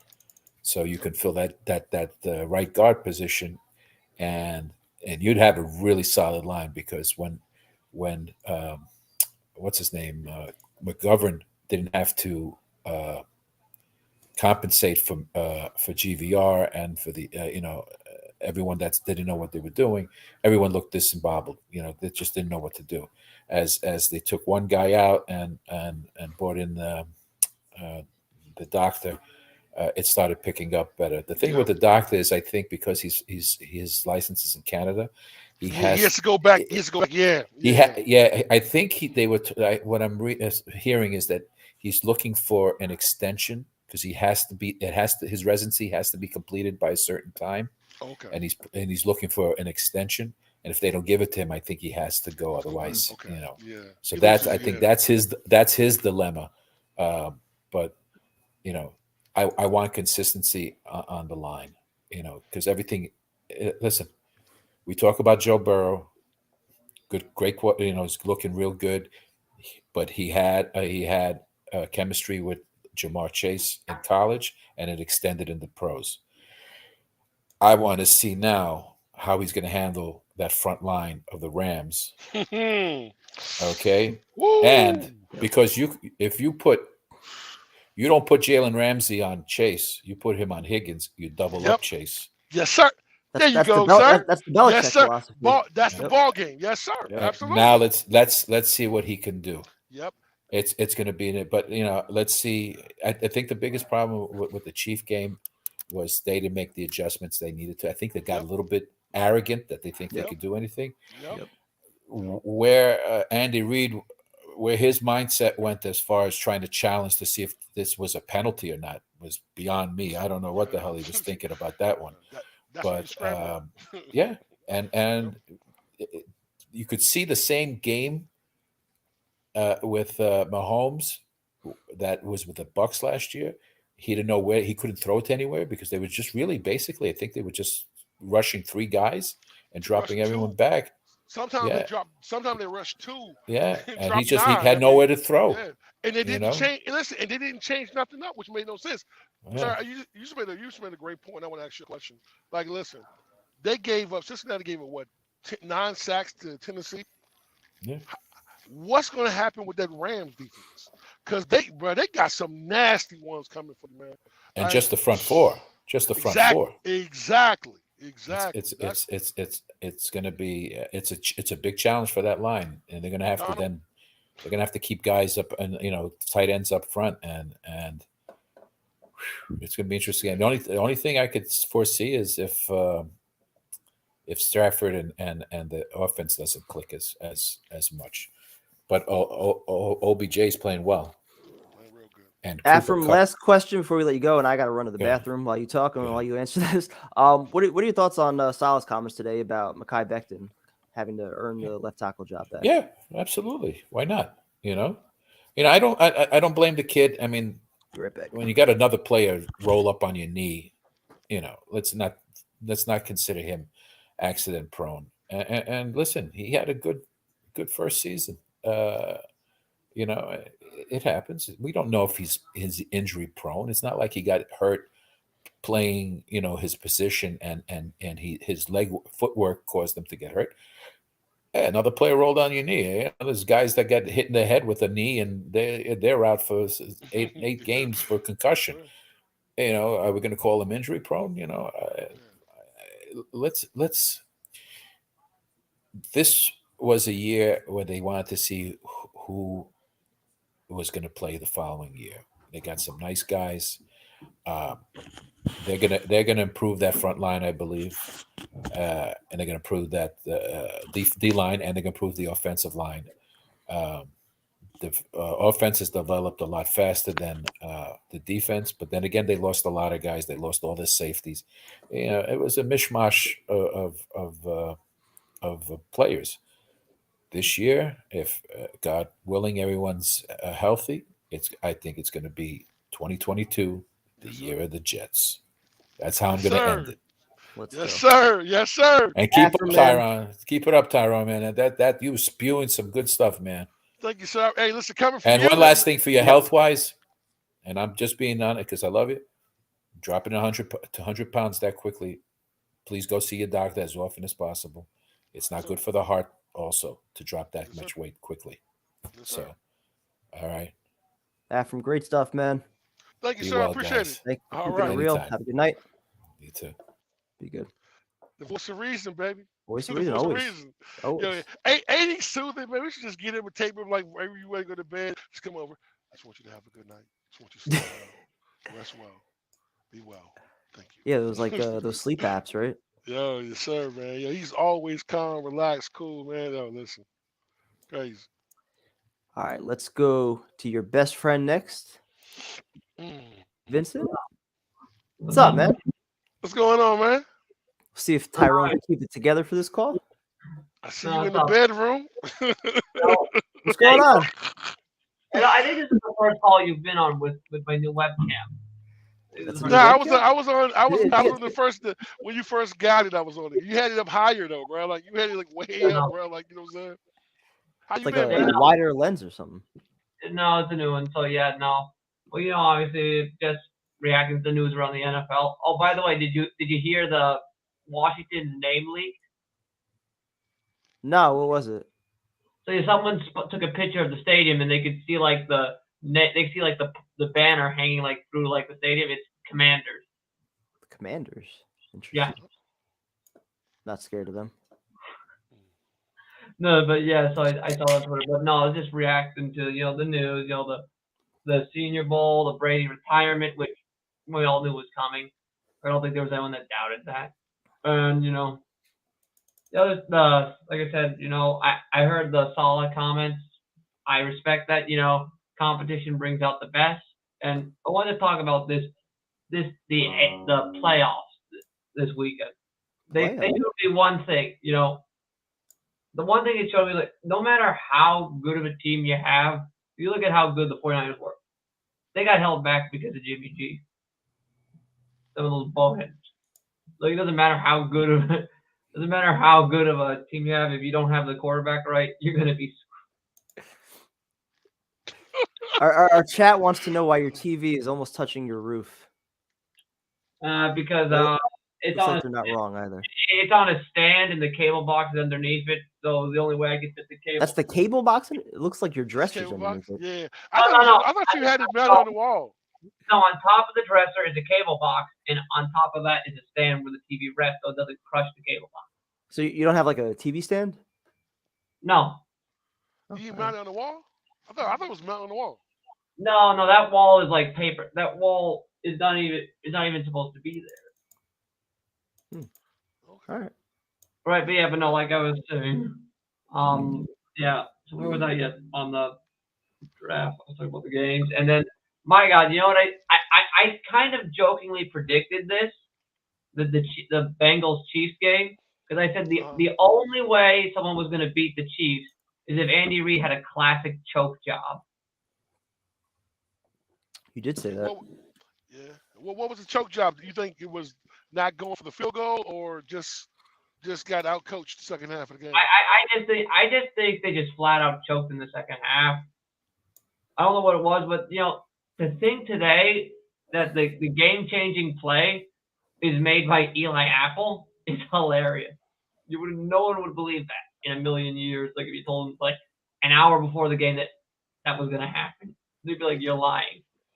So Vince, I got a question. How do you feel about the safety from San Francisco who basically dropped an interception? Oh my God! Who would have actually won the game for them? Yeah, how you feel about that? Man, that guy must be sick to his stomach. Yeah, I know. Yeah, no, but the hard thing about this Super Bowl is like who to root for. It's like, look, normally you don't root for the team with all the big free agency spent, all the big trades, the big star talent. But like you feel bad. I feel for Stafford. Like all those years wasted on the Lions. This is probably his one shot. And you got Joe Burrow, who's probably going to get at least.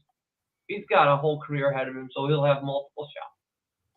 And I wouldn't say all those years were wasted. I mean, it was kind of just gaining experience and setting him up for ultimately having a better team around him. And now he's taking advantage of that opportunity. He's in a position where he could actually win. Yeah.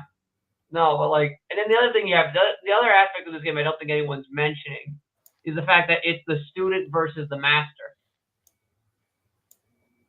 You know what I'm talking about? What you mean? I'm not sure. You're talking about the coaches? Yeah. Zach Taylor. McVay and Taylor? Yeah.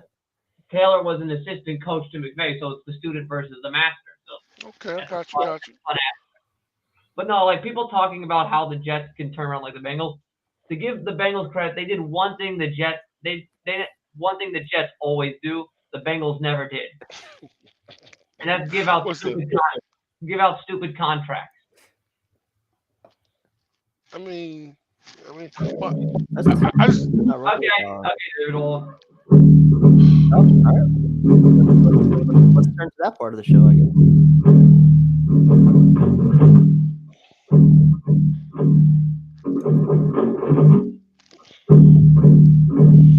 Is it a song? What? Was that a song? That's a song? Is that something you wrote yourself, Vincent?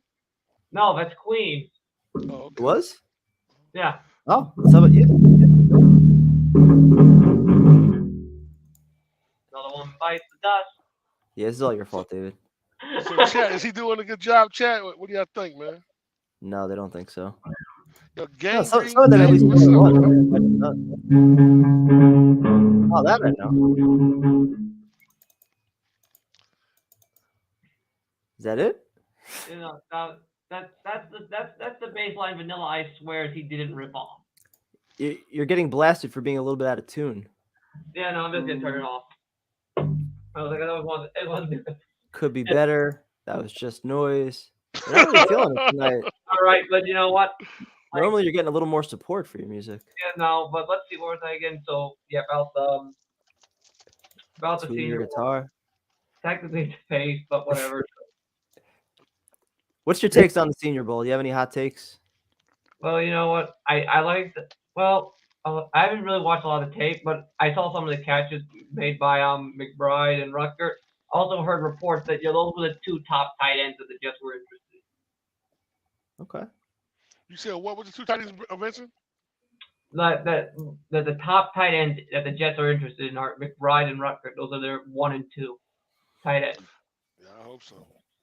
I mean, like, look, obviously McBride's the bigger name, has the better numbers, but like, there's that party that says Rutgers, like he's the local kid. I mean, you see his dad's whoring himself out to the Jets on Twitter. Hey, it would be a great story if he did get signed. Because actually, I think he's really talented too. Like, it'd be like, like the dream that every one of us had, like when we were like 9 or 10 to play for our childhood team that ultimately failed because none of us have any talent whatsoever.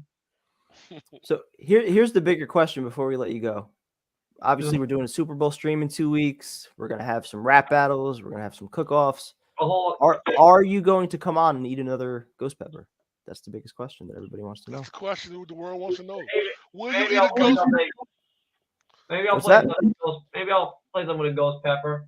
Also, just gonna have a shot to send off Tom Brady so he never bothers us ever again. All right, sounds good. All right. And just so you know, it's tequila.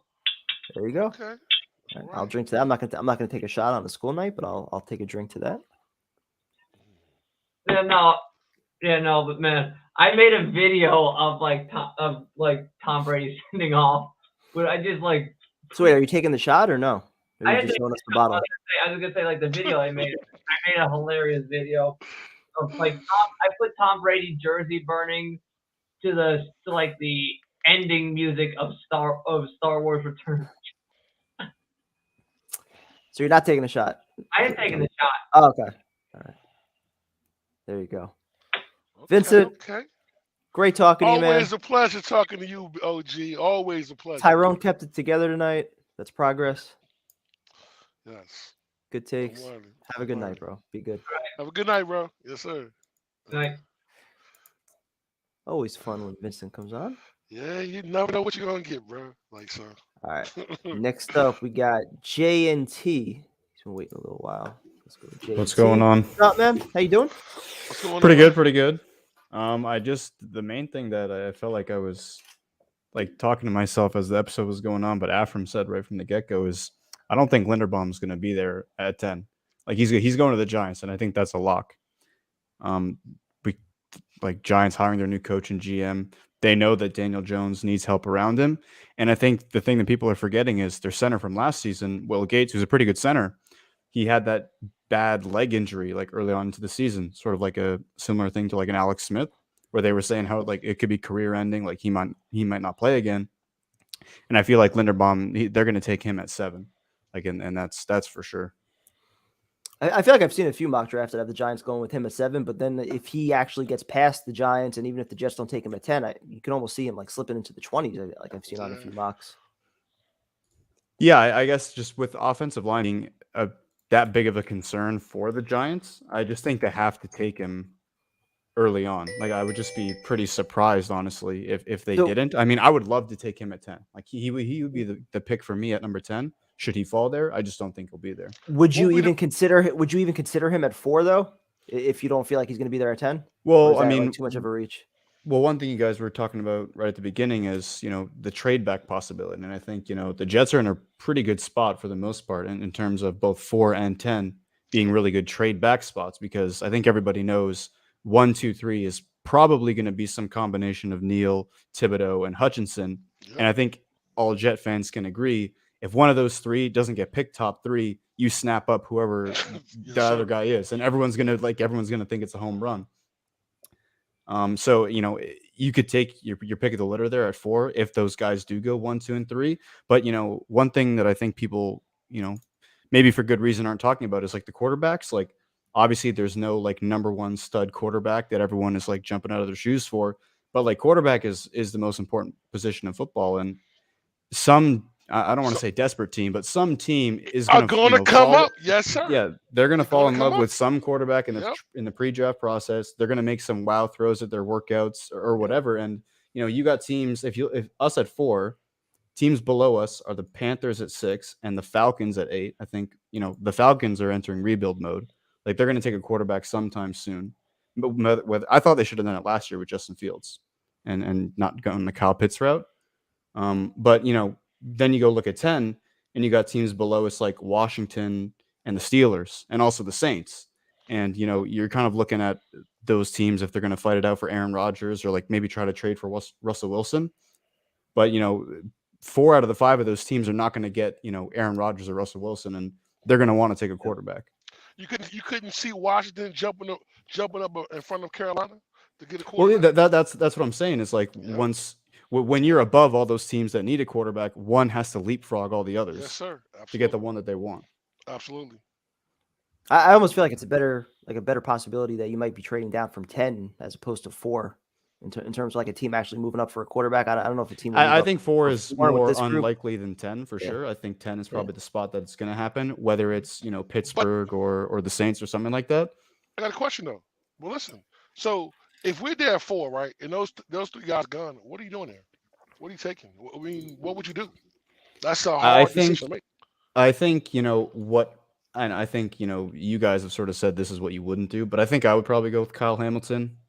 If Tyson would love that. If you don't think that, the offensive line you don't want to take the guy from NC State. NC State, I like him though. He's a monster. Well, I think, it's kind of whoever Joe Douglas wants to choose, whether or not they want to pick him. I mean, I don't want Derek Stingley. I think a lot of people, I've seen a ton of mock drafts they have the Jets taking him at 4. I don't think that's the case at all. I mean, especially go Kyle Hamilton for me if you're not going to bring back Marcus May or you're not going to go pay top dollar for the best safeties available like Marcus Williams or Jesse Bates or whatever. But at 4 though, like but that's what I'm saying. If there's no trade back, that's what scares me, man. Taking him at 4 kind of scares me, man. I just think that's a really, really big risk. Like, don't get me wrong, he's a unicorn type player. 4, ooh. That's just hard. Like me personally, I hope Jody trades back from 4 and trades back from 10. Actually, I do too. I hope one of those bookends is there. I'm gonna be honest with you. Any one of those 3 there, I'm good. If not, trade back down, trade 10 down, get some more players, get some more picks. Listen, this draft is going to be probably one of the weirdest drafts because there's going to be a couple players in here that slide down to actually be really, really good players. So I think like I said, I was been saying all night long, you can get a good tackle in the 3rd. In the 4th round, you can get a good guard, 3rd, 4th, maybe 5th round. You can get a good safety, 4th and 5th round. You can get a good, you know what I'm saying? Now, me personally, I think receivers kind of limit off a little bit, but there's in the kid Rambo, the kid from Nevada. Listen, all these kids could be in the 5th round, and these kids are going to be stars. So, listen, this is a draft where you kind of want to have picks in the later rounds to be able to steal some talent. But that's the evaluation of a good scouting team and a good GM. Like, listen, the Senior Bowl to me, this is why I want more picks because we actually going to see players, and I know these guys are looking at them like, look, this kid right here, we get this kid in the building, we coach him up 4 or 5 months, this kid's ready to go. That can make a major impact. That's exactly what you were saying with the 49ers when the year they coach the Senior Bowl, they go out, they get a guy like Deebo Samuel, and 4 of their best players that they picked that year were guys from the Senior Bowl.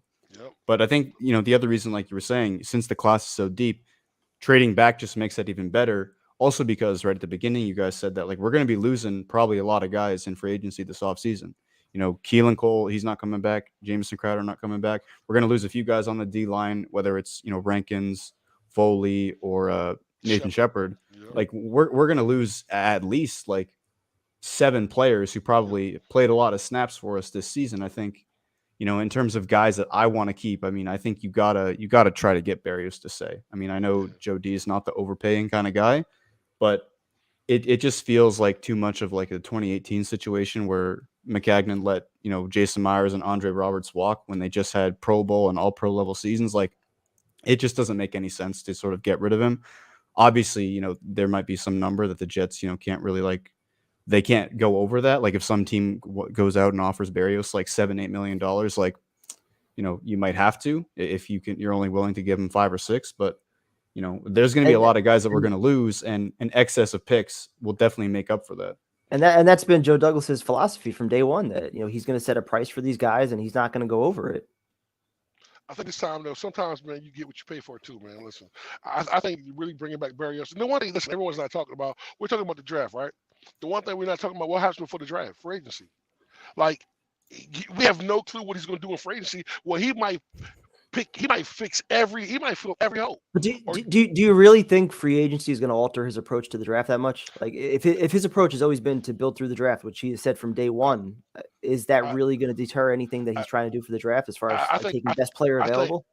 I think if he goes out here and he signs somebody, like he signs a really good guard, or he signs, they figure out what they're gonna do with the Becton and the fan thing, and they re-sign Moses, and they go out here and grab a tight end, or they sign a couple of DNs. I think he's gonna go in the draft and be like, look, I can get whatever I need, so I can fix a lot of these problems.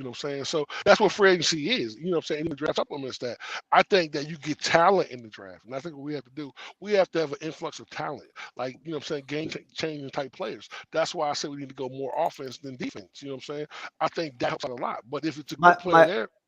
My only worry is that, like, let's just go back to last year. Like, they signed Carl Lawson, they signed Corey Davis. If you're taking that approach this year and you're saying, okay, we made those 2 premium signings, we don't need another receiver, we don't need another pass rusher. Well, look what those guys did for you as far as production. I mean, not that Carl Lawson was on the field, he got hurt, can't predict those things. But even Corey Davis, I don't think he lived up to the contract as far as what they paid him. No. So you never really know what these guys are going to do once they actually sign the contract. And if your philosophy is still to build through the draft, and you've got a best player available sitting right in front of you that can help your young quarterback succeed, even if you paid a quarterback or if you paid an offensive lineman, if you could draft somebody that you think is equal or possibly better, that's going to be here for the next 5 years, is that wrong? No, that's not a bad philosophy. Listen, getting the best players in the building is definitely the most important thing. But I still think you have to give Zach some help. I think that getting offensive pieces. Listen, people need to get past this Corey Davis thing. Corey Davis not number one. He wasn't number one Tennessee. So we signed him thinking he's automatically changed to a number one. No, he had other good receivers around him who made his day easier. That's the problem, man. Listen, he was getting the number one cornerback. He wasn't getting that in Tennessee. He was getting the second and third, and he dominated. That's why he did the way he did. You think it's a reason why Tennessee didn't give him an offer?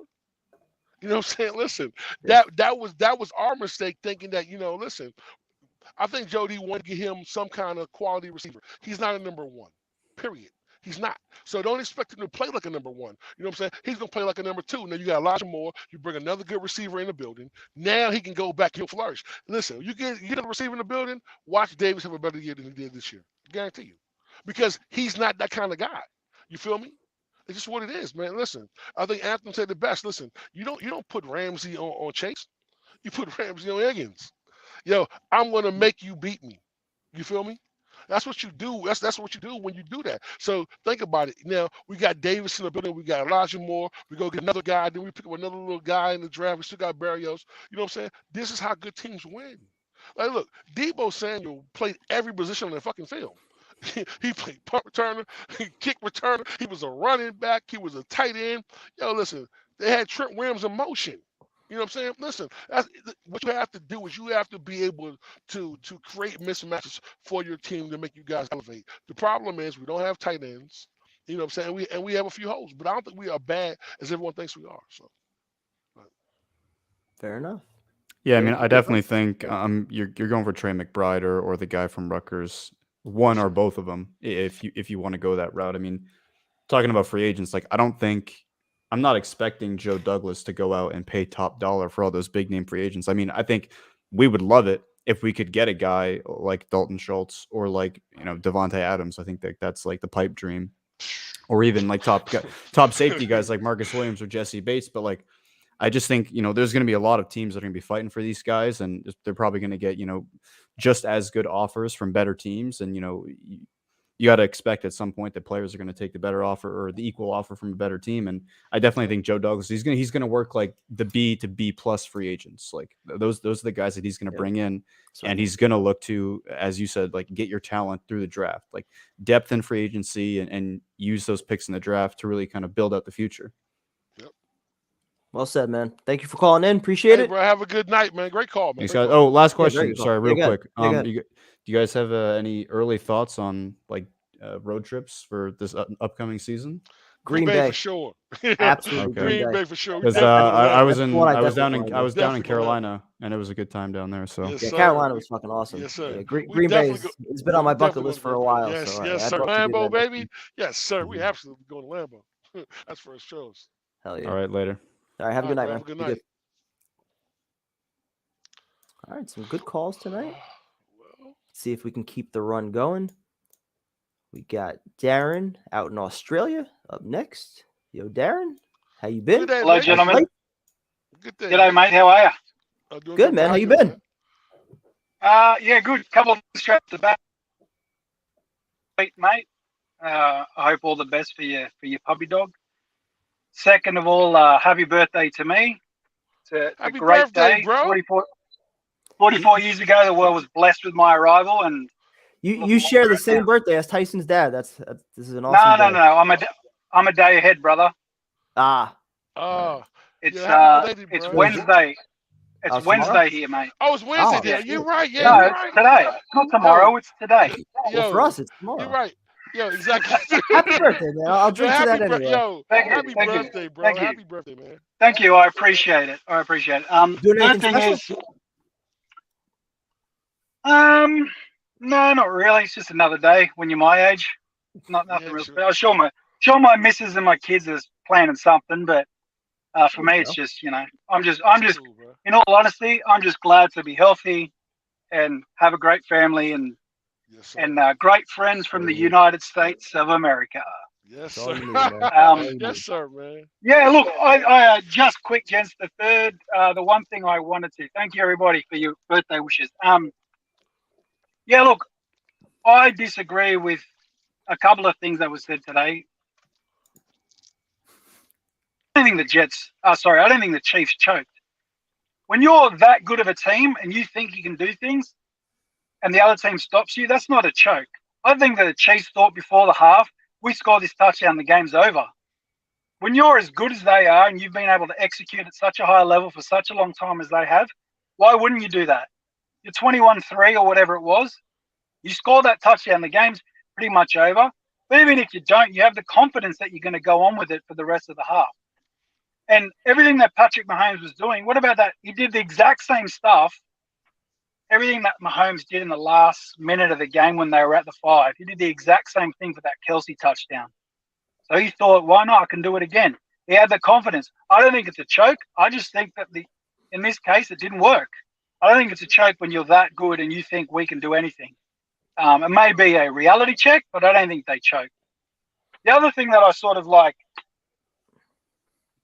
not disagree with, but I think the Jets fans need to remove, and this every team, not just Jets fan, any team that looks at the Bengals and says we can go to the Super Bowl next year, even though we were really bad this year, I think you need to stop that train of thought, because last year, the second game of the season, the Browns played the Bengals, and after that game, I said to my friend, Joe Burrow is a better quarterback than Baker Mayfield already.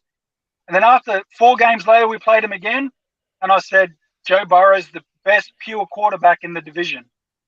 So trying to attach, the Bengals can do it, the Jets can do it, I think that's leading yourself down a path that you don't want to go, because I didn't see the same level of play from Zach this year. Not to say that he cannot be a successful quarterback in the NFL, but I think you need to temper your... Okay. Just playing devil's advocate. Let's take the other team then. The Niners, they did this 3 years ago. They were 2-14. They had the pick right in front of us when we had Quinn and Williams. They took Bosa. Then they're in the Super Bowl. So like there have been 2 teams that have gone from like bottom of the barrel. 2 years later, they're in the Super Bowl. So the Niners did it with Jimmy G. And the reason San Francisco didn't win is both times because of Jimmy G, right?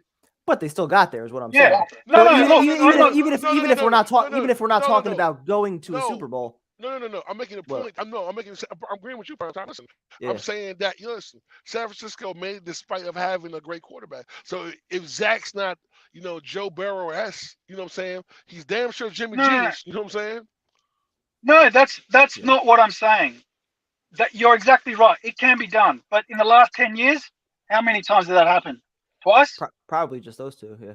Twice? Okay. What I'm saying is, to be clear, is don't make the mistake that I made this year and thinking that your team, like when I'm talking about the Browns here, that your team can make a massive jump.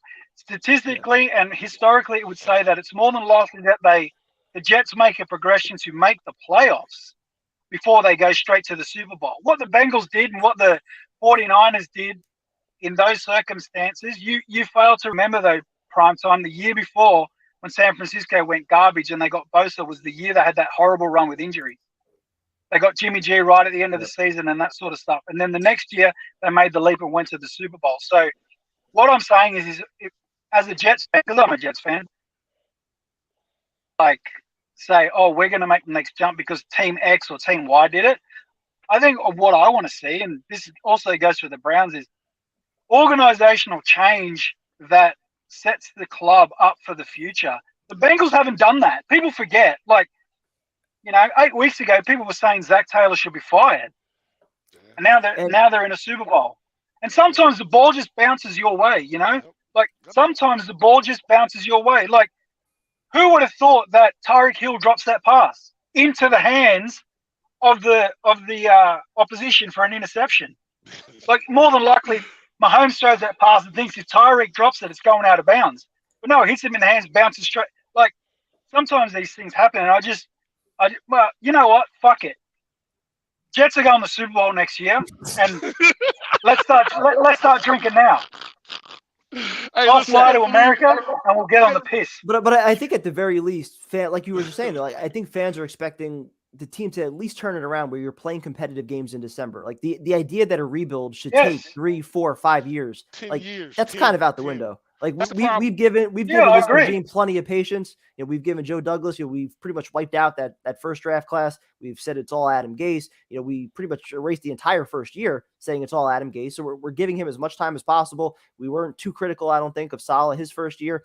But like, how long is a rebuild supposed to take? And there are other teams that are doing it right, showing you that if you have the right people in charge, if you draft the right quarterback, you can get it done in 2 or 3 years. That's the key, though, Prime Time. That if you draft the right quarterback, that's the challenge. And I'm not saying Zach isn't good or he can't be good. He very well could come out next year and play absolutely brilliantly. There's just as much chance of that happening as him being Baker Mayfield, right? Just as much chance of that happening. But what I think the NFL is changing to now is it's like, what's our quarterback? We drafted our quarterback. We got 3 years rookie contract to know where we stand. And you look at all these teams now in this free agency period who have all these quarterbacks that have played anywhere from bad to good. Jimmy Garoppolo, you would say good if you look at his win-loss record. Yes, sir. But there's all these quarterbacks and teams now who have these quarterbacks that are like, this guy's good enough to get us to the Super Bowl, but if the ball bounces our right way, or he's good enough to get us to the playoffs, but he's not good enough for us to win it. And then what do? I've used the term anchor quarterback before. The Browns are in this position. It's like, do we roll the dice again and go through the process? And I think in some cases, the fans don't want to do that shit. If you guys win next year, right, and you make the playoffs, and then the year after that, Zach doesn't make the playoffs, then you're in like the Browns territory. And the fans don't have an appetite for. And this is a good point right here. Dan Marino made the Super Bowl. He never went back. You could throw in Boomer Esiason too. And you even got examples like Trent Dilfer, who's won. Giants quarterback era, like Collins. Like, you got different era, lads. Sometimes the right team. No, that's a valid point. Yeah, I agree with all that, but that's a different era. The rules changed. The quarterbacks are now way more important. Dan Marino and Boomer Esiason were to their teams now. And the rule changes, the way the NFL's officiated, all that sort of stuff. And those guys were fantastic Hall of Fame quarterbacks. No one's ever going to take that away from them. But the game was completely different. And trying to compare Dan Marino, and I'm not saying you can't. Teams have proven that you can go to the Super Bowl with a less than perfect situation at the quarterback position. I personally think the quarterback, the Super Bowl coming up is going to be won and lost with how Joe Mixon plays. I think if the Rams can stop the run, because like you said, and Afram hit the nail on the head, the Rams are going to use Ramsey against Chase, and they're going to double Higgins. And then what's that leaves you? That leaves you Joe Mixon, who's a very underrated running back. He's absolutely brilliant. If he gets the run game on, that's going to open up a lot of things for the Bengals. And I think whether they win or lose, the Rams front is outstanding. Everything everyone said about the game is true. But I think that, but that's right. But again, how many across what era did he do that? I'm not saying that. Are people trying to say that I don't think that the Jets can make it to the Super Bowl? Is that a crazy thing to say, that it's unlikely the Jets make it to the Super Bowl next year? Like, is that what I'm hearing? Like, it's crazy for me to say that? Maybe it's because I'm in Australia and I'm one day ahead. Maybe it's because I'm one day ahead. Oh, man. Look, why not? Bengals fans got us believing. We were sitting there, and I was talking to Tyson about this before. We were sitting there on Halloween, and we were talking with a lot of their fans. We were tailgating with a lot of them. Not one person, a few thought maybe they could sneak into the playoffs. Not one person thought they were close to making a run like this. Not one. So, from a Jet fan perspective, we've been beaten down for so long. Why not us? Not expecting it. Why not us? Yeah, honestly, being an AFC North follower, I thought that I dead set thought that the Bengals were going to finish at best third in the division, based on their roster. That they were going to finish above the Steelers, and the Ravens and the Browns were going to look what happens. A few injuries here and there. They get a few wins that nobody expects, and away they go, and they get the bounce of the ball. Hey, this the bad part nobody's talking about, man. Look at the AFC quarterbacks, man. You got Mahomes, you got Burrow, you got Lamar Jackson, you got the kid from San Diego, you got my man from the Raiders, bro. This shit, you got Josh Allen, bro. This shit just gets uglier, bro. All right, I said that. Stop trying to bring us down. All right, I said that at the start of the year. I said, based on the AFC, you can have a great team, and a loss here and there could knock you out of the playoffs. The Browns, as an example. Yes, sir. An unexpected loss or something goes wrong, and you lose, and you're out of the playoffs. And you can go years with that and still have an outstanding team. The AFC is like death row. It's like you got to have everything go your way, man. It's crazy. And just wait for Aaron Rodgers to go to Denver. No, listen. This the bad he's coming to the Browns, mate. Him and Wilson are coming to the Browns. You think Aaron Rodgers is dumb enough? Aaron Rodgers and Wilson are coming to the Browns. We're gonna be the first team to play one quarterback per quarter. Listen, you think Aaron Rodgers? No, I don't think. No. He's staying in the NFC. Well, he's gonna go to Denver. He said, "Look, I'd rather get to a Super Bowl than never get there." Let me ask you this: Brady went to the Bucs and won that Super Bowl, right? Yep. Right. So just added on to his legacy. The conversation about was it Belichick, was it Brady? That's pretty much over, right? Yeah. When he won with Tampa Bay. Let's just say hypothetically, and I do not think this is going to occur. Right? I do not. But if Rodgers comes to Cleveland and wins a Super Bowl, what do you think happens to his legacy? Like LeBron, bro, he's gonna be the GOAT, bro. Listen, he'll be the greatest quarterback ever. It was Green Bay, not him. Yeah, exactly. That's right, right? So I don't think it's going to happen, but what if he comes to the Jets, though? What if he's like, you know what? What do you think? Here's a question. Here's a question for you two guys, and I'll leave you on this because I got to get back to the office. I've already put off meetings for an hour. Sorry about that. What do you think Aaron Rodgers is chasing with the rest of his career? He cannot. It's clear he cannot catch Brady, right? Yeah. Nah, he's not catching Brady. Yeah. So he's at least got to get another one. He's gonna. Yeah, he's gonna get another one, right? He got to get one more. He got to get. So if you look across the league for every team that, and once I ask this question, I'm going to jet and you guys can answer it, and I'll listen back to it later. But where would you rank the teams that he would go to have the most chance of winning a Super Bowl in the next 2 years? I think you need to stay in Green Bay. I'll leave you with that, boys. Thanks for having me on. Hey, Appreciate it. Happy birthday, man. Love Happy you, birthday, man. Enjoy Thank you. Be safe, everybody, and I'll talk to you next time. Thank you, man.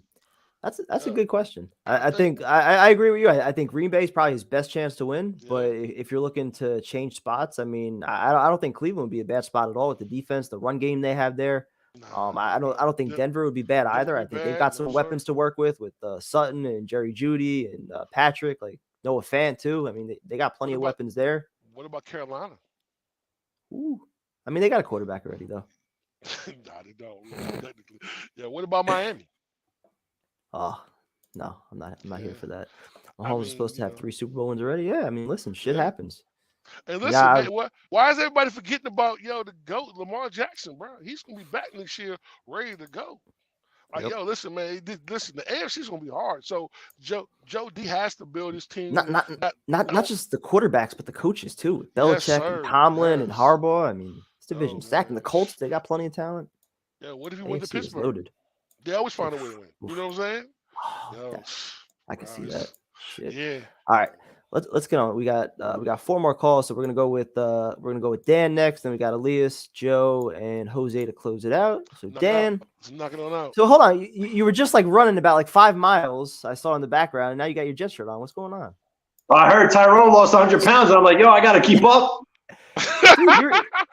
Dude, you were fucking running a mile a minute, dude. Yo, yeah, man. I love this jersey, baby. I love that. Is that Vinny? Yeah, it's Vinny, baby. That's my boy. There you go. That's Vinny, baby. You know that's 16, baby. You know what that is? I thought it might have been Brad Smith. I don't know. Nah. Yo, let me introduce you to a boy, a friend of mine who will stop by. This is a good friend of mine. He goes by 2022 Super Bowl champion. Right here. Yes, sir. Yes, right sir. Here, baby. Look at that. Listen, helmet.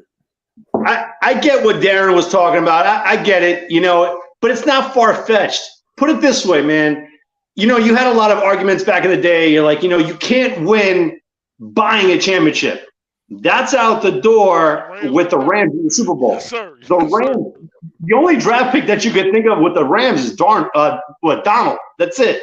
Yep. Then the other part of the they draft Cup. Yeah, but like 2 guys out of like freaking 48 free agents. You ain't lying, bro. But then you got the Bengals. The Bengals, they built from the inside out. You know what I mean? And it only took 3 years, but 2 years with Burrow. Dude, it's there. It's there for the taking for the Jets. We have everything ready to go this offseason. A plethora of cash, an insurmountable amount of draft picks, capital, that you could definitely make this a run at a championship. Dude, they set the bar high. Like, I'm going for the Bengals because growing up, the shittiest team beyond the Jets were the Bengals. Like, you're thinking of Brownie Nagel, you're thinking about David Klingler. You're thinking about all these horrible, bad stories, the Bungles. Totally. And they made it. They made it to the Super Bowl before we did in our lifetime. They did it. Now let's fast forward to the draft because I guess that's what we're talking about. Look, there's 2 AFC championship games that we all witnessed in our lifetime, right? The common denominator was an all-pro center. You had Mawai. Then you had Mangold. Dude, let's follow it up. Let's get Linderbaum at 4. Let's talk about the best player available. Don't give me no safety at 4. Don't give me a freaking handicap cornerback in Stingley at 4. If those 2 top players are out, Hutch and Tibbs, and Linderbaum just falls on our lap, which he definitely will, unless the Giants trade their top 2 first-rounders to move ahead of us for the Texans, which may happen. Who knows? But if Linderbaum is there at 4, you pick him. That will be your anchor. No matter what. At 4? 4? Yeah. The center at 4? That's hard, man. That's hard, bro. Dude, that's your anchor. That is your guy in the middle protecting your investment. Because let's reel it back in. What did the Jets do for Darnold? They didn't build an offensive line. They didn't have an offensive coordinator. They didn't have a quarterback coach. They didn't go out and build around him. This is part of the building process. Building around your quarterback. Having an all-pro, a top of the line, one generation type of center, without a doubt. Now we have to play the free agency into effect. But let me ask you this though: is just real quick, is the drop off from McGovern to Linderbaum enough to potentially pass up if you have a number one receiver on your board that you could take it for, or possibly even a tackle like an Evan Neal if he drops to you, or even if a pass rusher is there like a Thibodeau? No, if Thibodeau's there, you got to take him because that to me is your top three can't miss. It's Hutch, Tibbs, and Linderbaum. Those three will change your whatever position you're getting at. You don't have to wait. They are there. So let's just say the two pass rushers are off the board. Linderbaum's a pick for you no matter what. You wouldn't consider going with the tackle there. That's my guy. That's the guy right there. That's your anchor for the next 10 years. That's your Kevin Mawai. That is now he won't be there at 10, dude. He won't be there at 10. You're dreaming. I feel like you guys should make a wager on that. You're dreaming. There's no way he'll be there at 10. You know what I mean? Not to take a safety at 4 after Jesse Bates, who the Bengals drafted, made a play that sent them to the Super Bowl is ridiculous. Yeah, we're not taking a safety at 4, bro. That's crazy.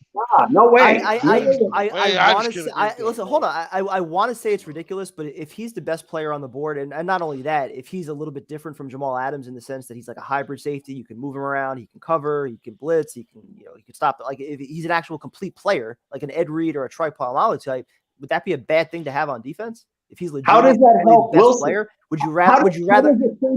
How does a safety help Wilson? I'm just playing devil's advocate right now, like talking about best player available. If he is the best player on your board, would you rather take him, or would you rather reach for maybe the third best pass rusher, or taking an offensive lineman that you're not sure about? If you think he's the best player on your board, do you not just take him with all the needs we have right now? You're gonna take the best player on your board, but I'm just saying this is. I don't know if this draft is so deep with safeties, man. I don't know if I'm taking the guy like that. I think it all depends on what do you think the ceiling is on these guys? If his ceiling is that of a Troy Polamalu, like a Hall of Fame type safety, that's something the Jets defense could use. Not that I want to go safety. That's an unknown, right? Like what you just brought up, Kevin. That's an unknown. That's an unknown. Like he could be a Troy Polamalu. We said the same thing about Jamal Adams, that he could be this. Not Linderbaum. You see him, he is a one in a generational center. He will change the face of that offensive line. Like, not for nothing. The offensive line that we have right now, they're looking for a leader. You're telling me that McGovern is that guy? No way. Becton is that guy.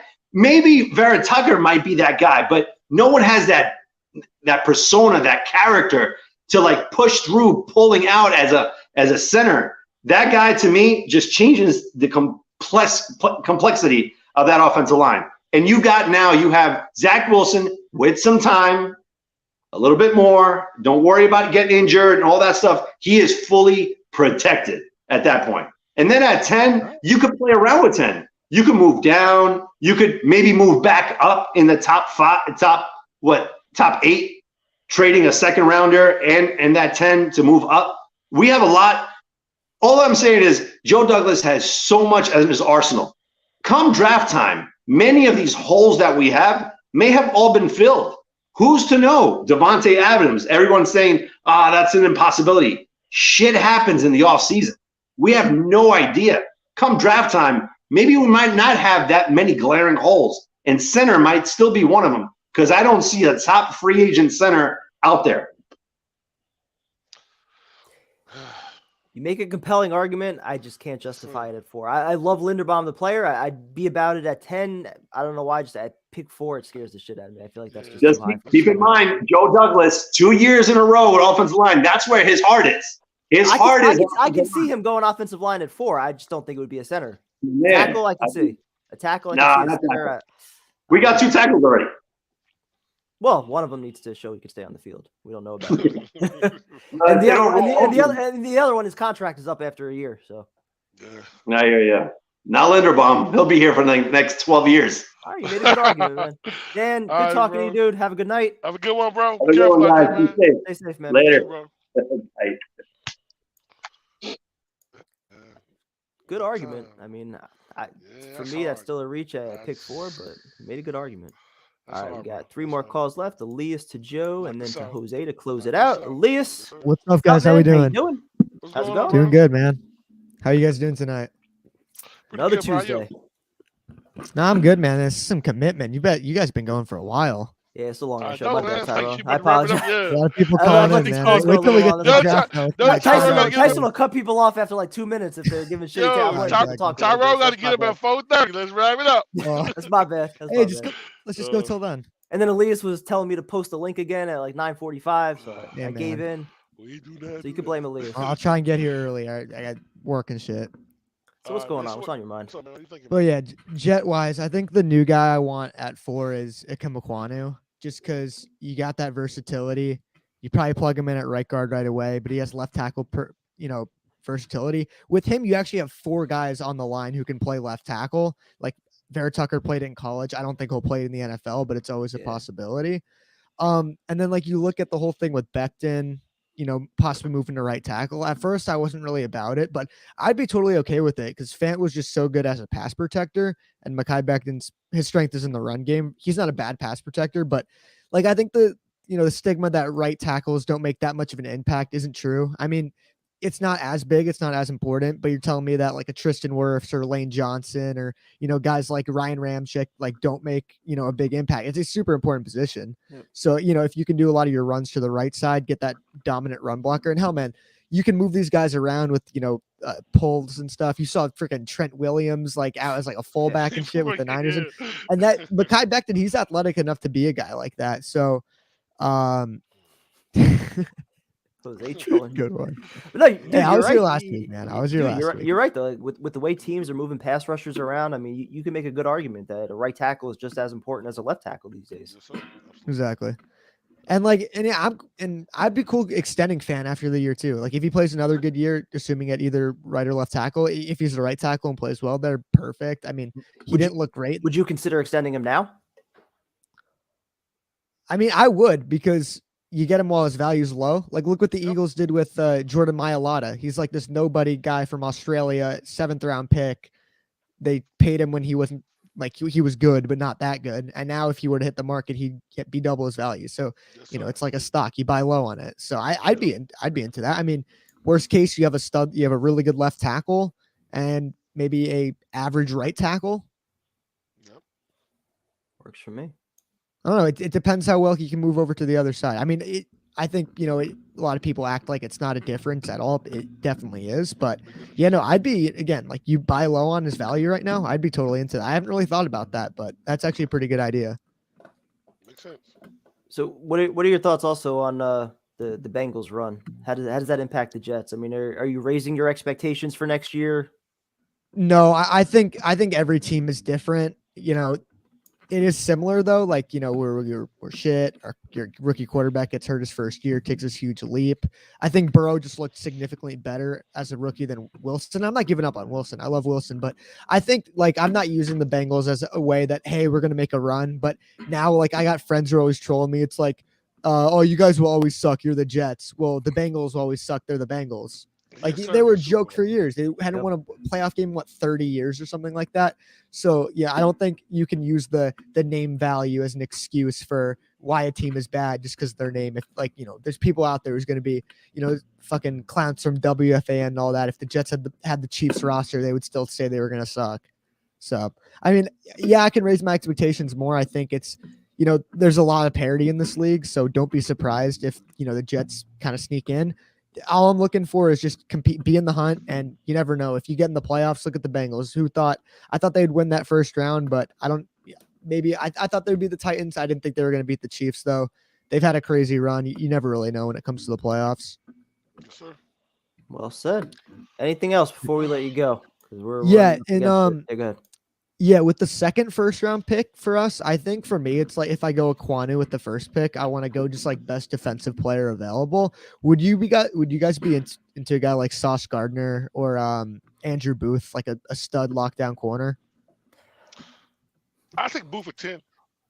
Yeah. Yeah, I know people say, oh, well, corner's not as valued because of the system. I think that's ridiculous. I think just because Saleh had one great year with a great pass rush, that doesn't mean that corner is just irrelevant. I mean, he had Richard Sherman, who was still a good player at the time. And like I said, every team's different. You're not going to have, the 49ers roster and just try to remake that every year. So I hate the argument that, oh, don't take a secondary player. It doesn't matter if your pass rush isn't good. Well, you see how quick teams get rid of the ball nowadays. Sometimes your pass rush just isn't going to get home soon enough. And it's not on them. It's just how quick the quarterback gets rid of the ball. I think corner is definitely a need, but compared to tight end, shoring up the offensive line, trying to find a number one wideout, like if any of those things are potentially available, you have guys that are rated highly. I think that would be probably a more pressing need than addressing cornerback right now. That's just me. Right. Yeah, and even a guy like Karlaftis is there. It's all dependent on what you do in free agency. But, for me, like if you can get, a stud, pass rusher to put next to put across Lawson, just because Lawson's not going to be playing every snap coming back from an injury, and you want to keep him fresh. You got Q and JFM in the middle. I think they're going to let Foley go and keep Rankins personally. So that's 3 good defensive tackles, and maybe Jonathan Marshall. Rankins making a lot of money. Yeah, what is he? $7 million? I thought it was like 8 or 9. I thought. Yeah. Or at least but the amount of money that they could save if they cut him. Right. I mean, if you can get an upgrade, you get an upgrade. But the thing is, like, don't just cut him to cut him. If you're going to spend that, if you're going to allocate that somewhere else, but if you're not going to spend the money, don't just cut him to cut him. Like, he didn't have the best year. The whole D-line really underperformed. You have to see how these guys are going to do with a better edge threat, better linebacker play too, which was a big issue with the run defense, better safety play. My goodness. I think I said last week we should cut Ashton Davis. And 5th best safety according to PFF in the second half. Yeah, I saw a tweet. Who was it? It was PFF, and then Matt O'Leary retweeted or quote tweeted, put a picture of that put a GIF or a video that Bill's missed tackle. He had like 5 of those a game. Like just coming in, just overrunning, awful angle. He can't cover, he can't tackle, he can run. What's the saying? What good is a fast player if they're just going to get to the wrong spot quick? Yeah. That's Ashton Davis in a nutshell. So hey, great call, man. Great appreciate call, bro. That, man. It. Always good to hear from you, man. You have a good night, all right? One more thing too. Are you guys doing another Super Bowl halftime show? Fuck yeah, we are. I'm gonna destroy Jose in a rap battle at halftime. Oh, yeah? I'd love to be back. He doesn't even know what he's in for. But yeah, you can hop on. You want to play some guitar in the background as I destroy Jose? Yeah, I'm excited, man. It should be a good time. Always awesome, pleasure. Always. Good night, bro. I appreciate it. You fellas have a good night. Good. You too, man. Prime time, 2 minutes. Let's go. Let's go. Joe, what's up, man? What's up, boys? What's up, Joe? 2 minutes, baby. Let's get to it, Joe. What's on your mind? So I came on here last week and I said how we need to fix the defense because we need to help Zach Wilson. And if you watch that Bengals game, that was like exactly what I was talking about.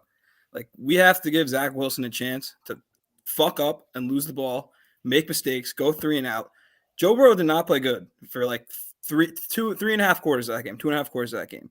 And they kept him in it and he played fine. He was able to win games. Everyone keeps talking about, like, you want to develop your quarterback. I'm fine if he throws for 350 and we lose. Like, no, like, you don't want to fucking have your quarterback throwing for 350 and losing football games. Like, it's not good for his mental health. Like, if he's sitting there and just ripping the ball around the field and he's losing games 35-28 and he finishes the year 6-11, that's not good for him. And you want him, when he has the ball, to not feel like he has to push it every time. Let the team run the ball. Let us get into our offense. So you think it's more important for him to have just multiple possessions, have the ball, experience winning, gain confidence that way? Give him. I mean, yeah. I also don't think. I said last week, I don't think our offense is that far away. Like, I really think we're 2 tight ends and a legit wide receiver 1. Those are hard to get, but that's not a lot of pieces. Like, everyone keeps talking about the offensive line.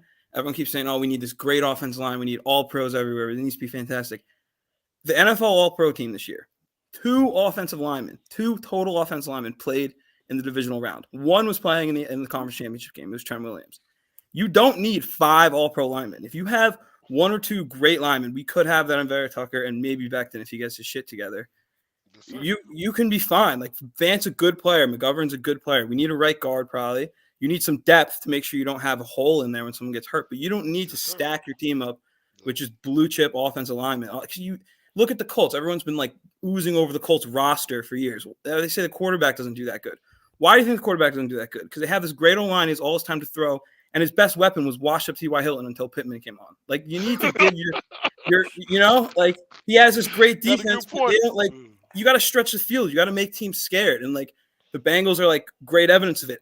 I don't think we can be the Bengals. I think Joe Burrow is different. Like, people forget that dude threw 60 touchdowns in the SEC. He threw 6 in a college football playoff game. Like, the kid's different. Like it shows like numbers, analytics, film, all that shit. Everyone that thinks they're a fucking scout nowadays, everyone discounts the human element of the sport. Where like if you're a dog, you're just a dog, and he's just a dog. Like he's cooler than you. Like that's Tom Brady too. Like he's calmer in situations.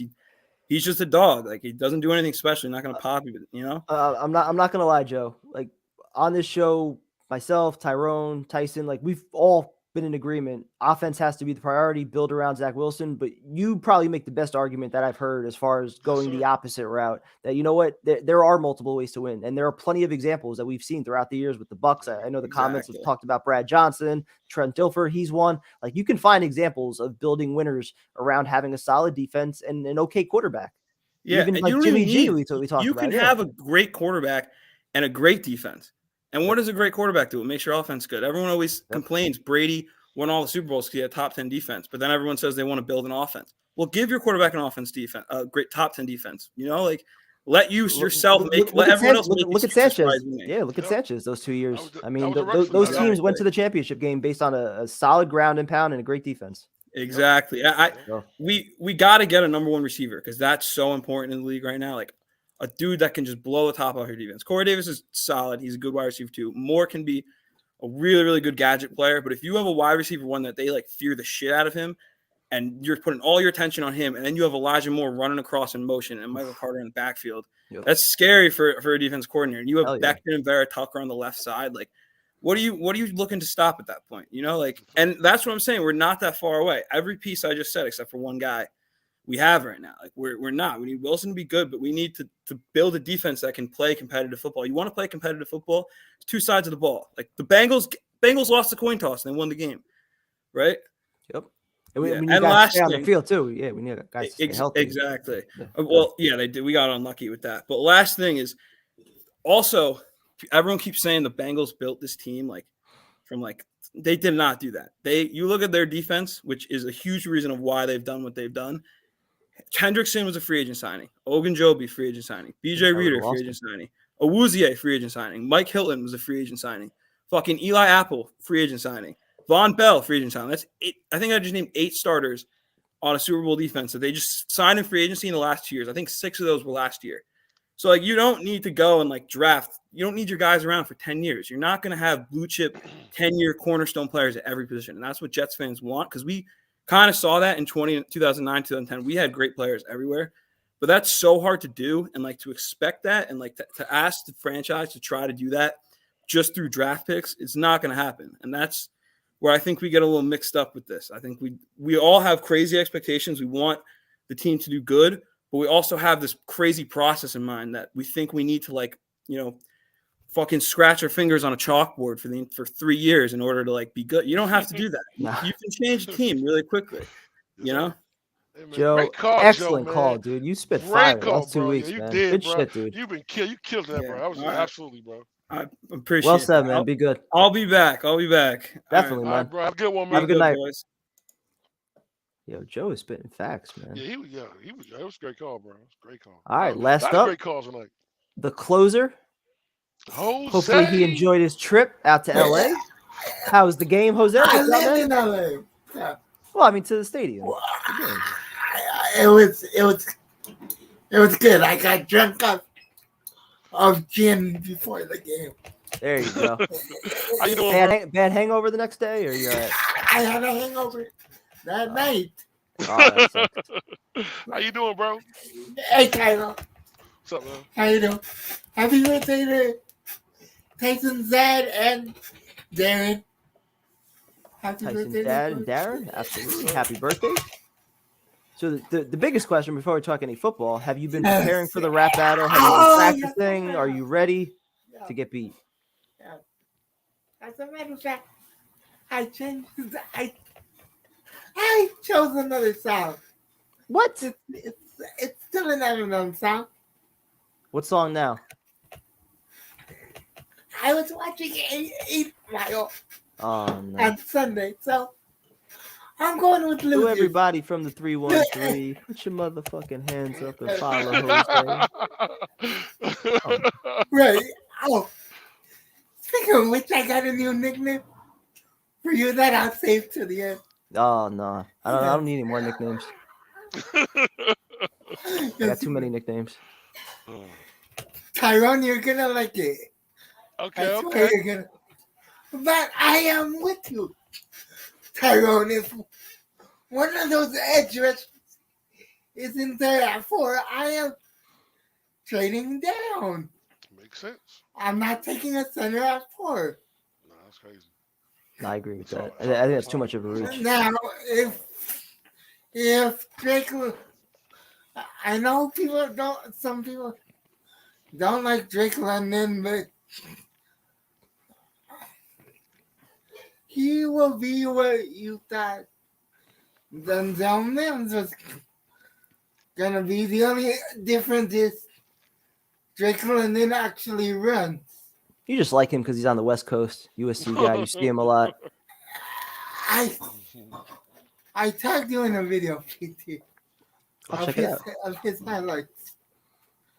So I will check that it out. I will check it out right after the show. Absolutely. Yes. I'll be honest. I've barely done any draft stuff. I've looked at a few tight ends, a few offensive linemen, but I saw a lot of tight ends Sunday at the tailgate. But wait, what was that? I saw a lot of tight ends Oh, you did? Sunday at the tailgate. Oh, I bet you did. oh God. I actually saw my ex. Oh, how'd that go? Wow. We pretended like we didn't see each other. Good. That's the way to do it. Thank God. Yeah. Don't even look at her. I looked the other way. She looked the other way. That's what you got. What? How'd you know? Wait, hold on. How do you know she looked the other way? If you weren't looking. How do you know? How do you know? How do you know? How do you know? No, I saw her. You were peeking. You were peeking, weren't you? No, I saw her like the other. You were peeking. I saw her like the other way, then I looked the other. Yeah, so you saw her look the other way, which means that you were looking at her. No, because. So she probably looked the other way once she saw you looking at her. It was like, oh, see, I put that in attention, so now I can turn away. Yep. No. I'm on peripheral. Isn't that called like simping? Right? Isn't that the word simping? Like. That. Right. Or am I using that wrong? There was someone in between us, so when I saw her, she looked the other way. Okay, I hope so, man. I hope you don't get climbed by that. I don't want to see that.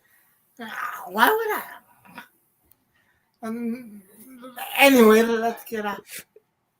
Let's get off my ex, because you brought it up. You know why. If you don't know why, go back to the show 2 weeks ago. No, I remember that show. By the way, I had a friend here, a homie here. Saturday, I was showing him what I do on here.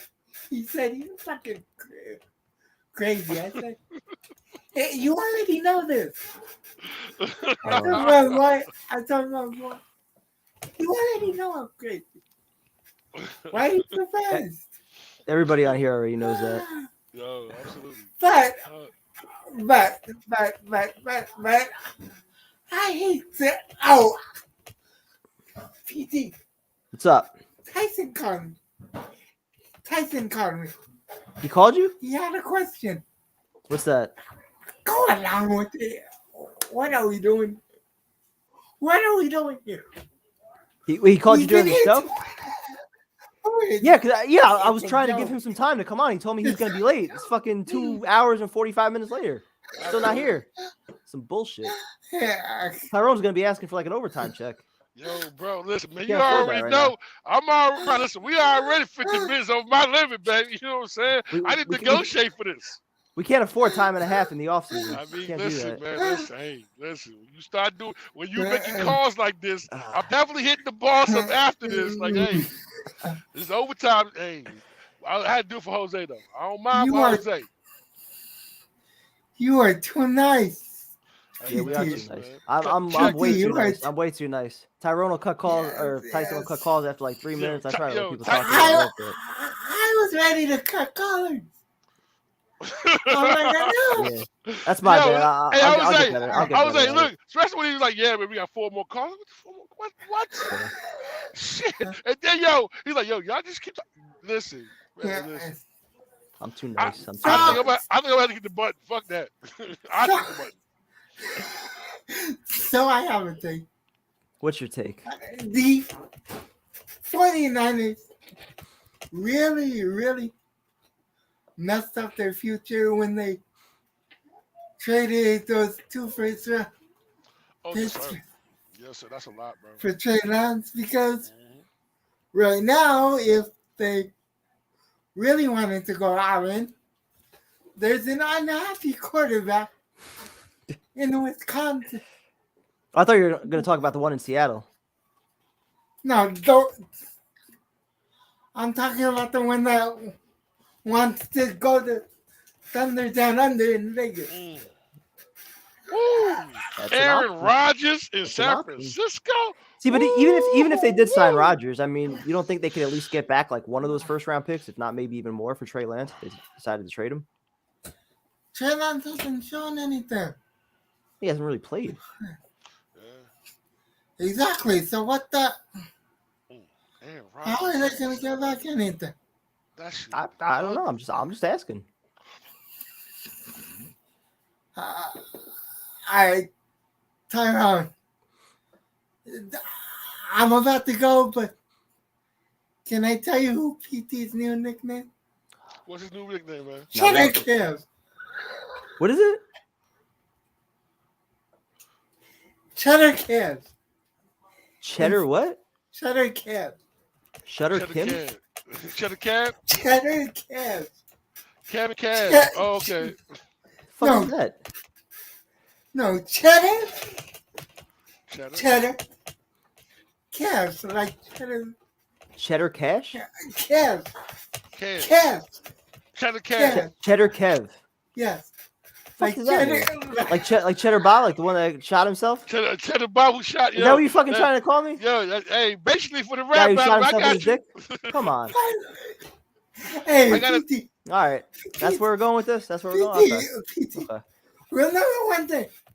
There ain't no such thing as halfway crooks. Just so you know, I'm about to fucking machine gun Kelly your ass in 2 Sundays. Hey, Just be ready for that look. shit. Hey, look. Just be Hey, ready. what he say, Jose? I do got a dumper in there, shit, the Bob shot himself in the leg. I still got the jump bar six and you still saying fuck the free world. Fuck the free world.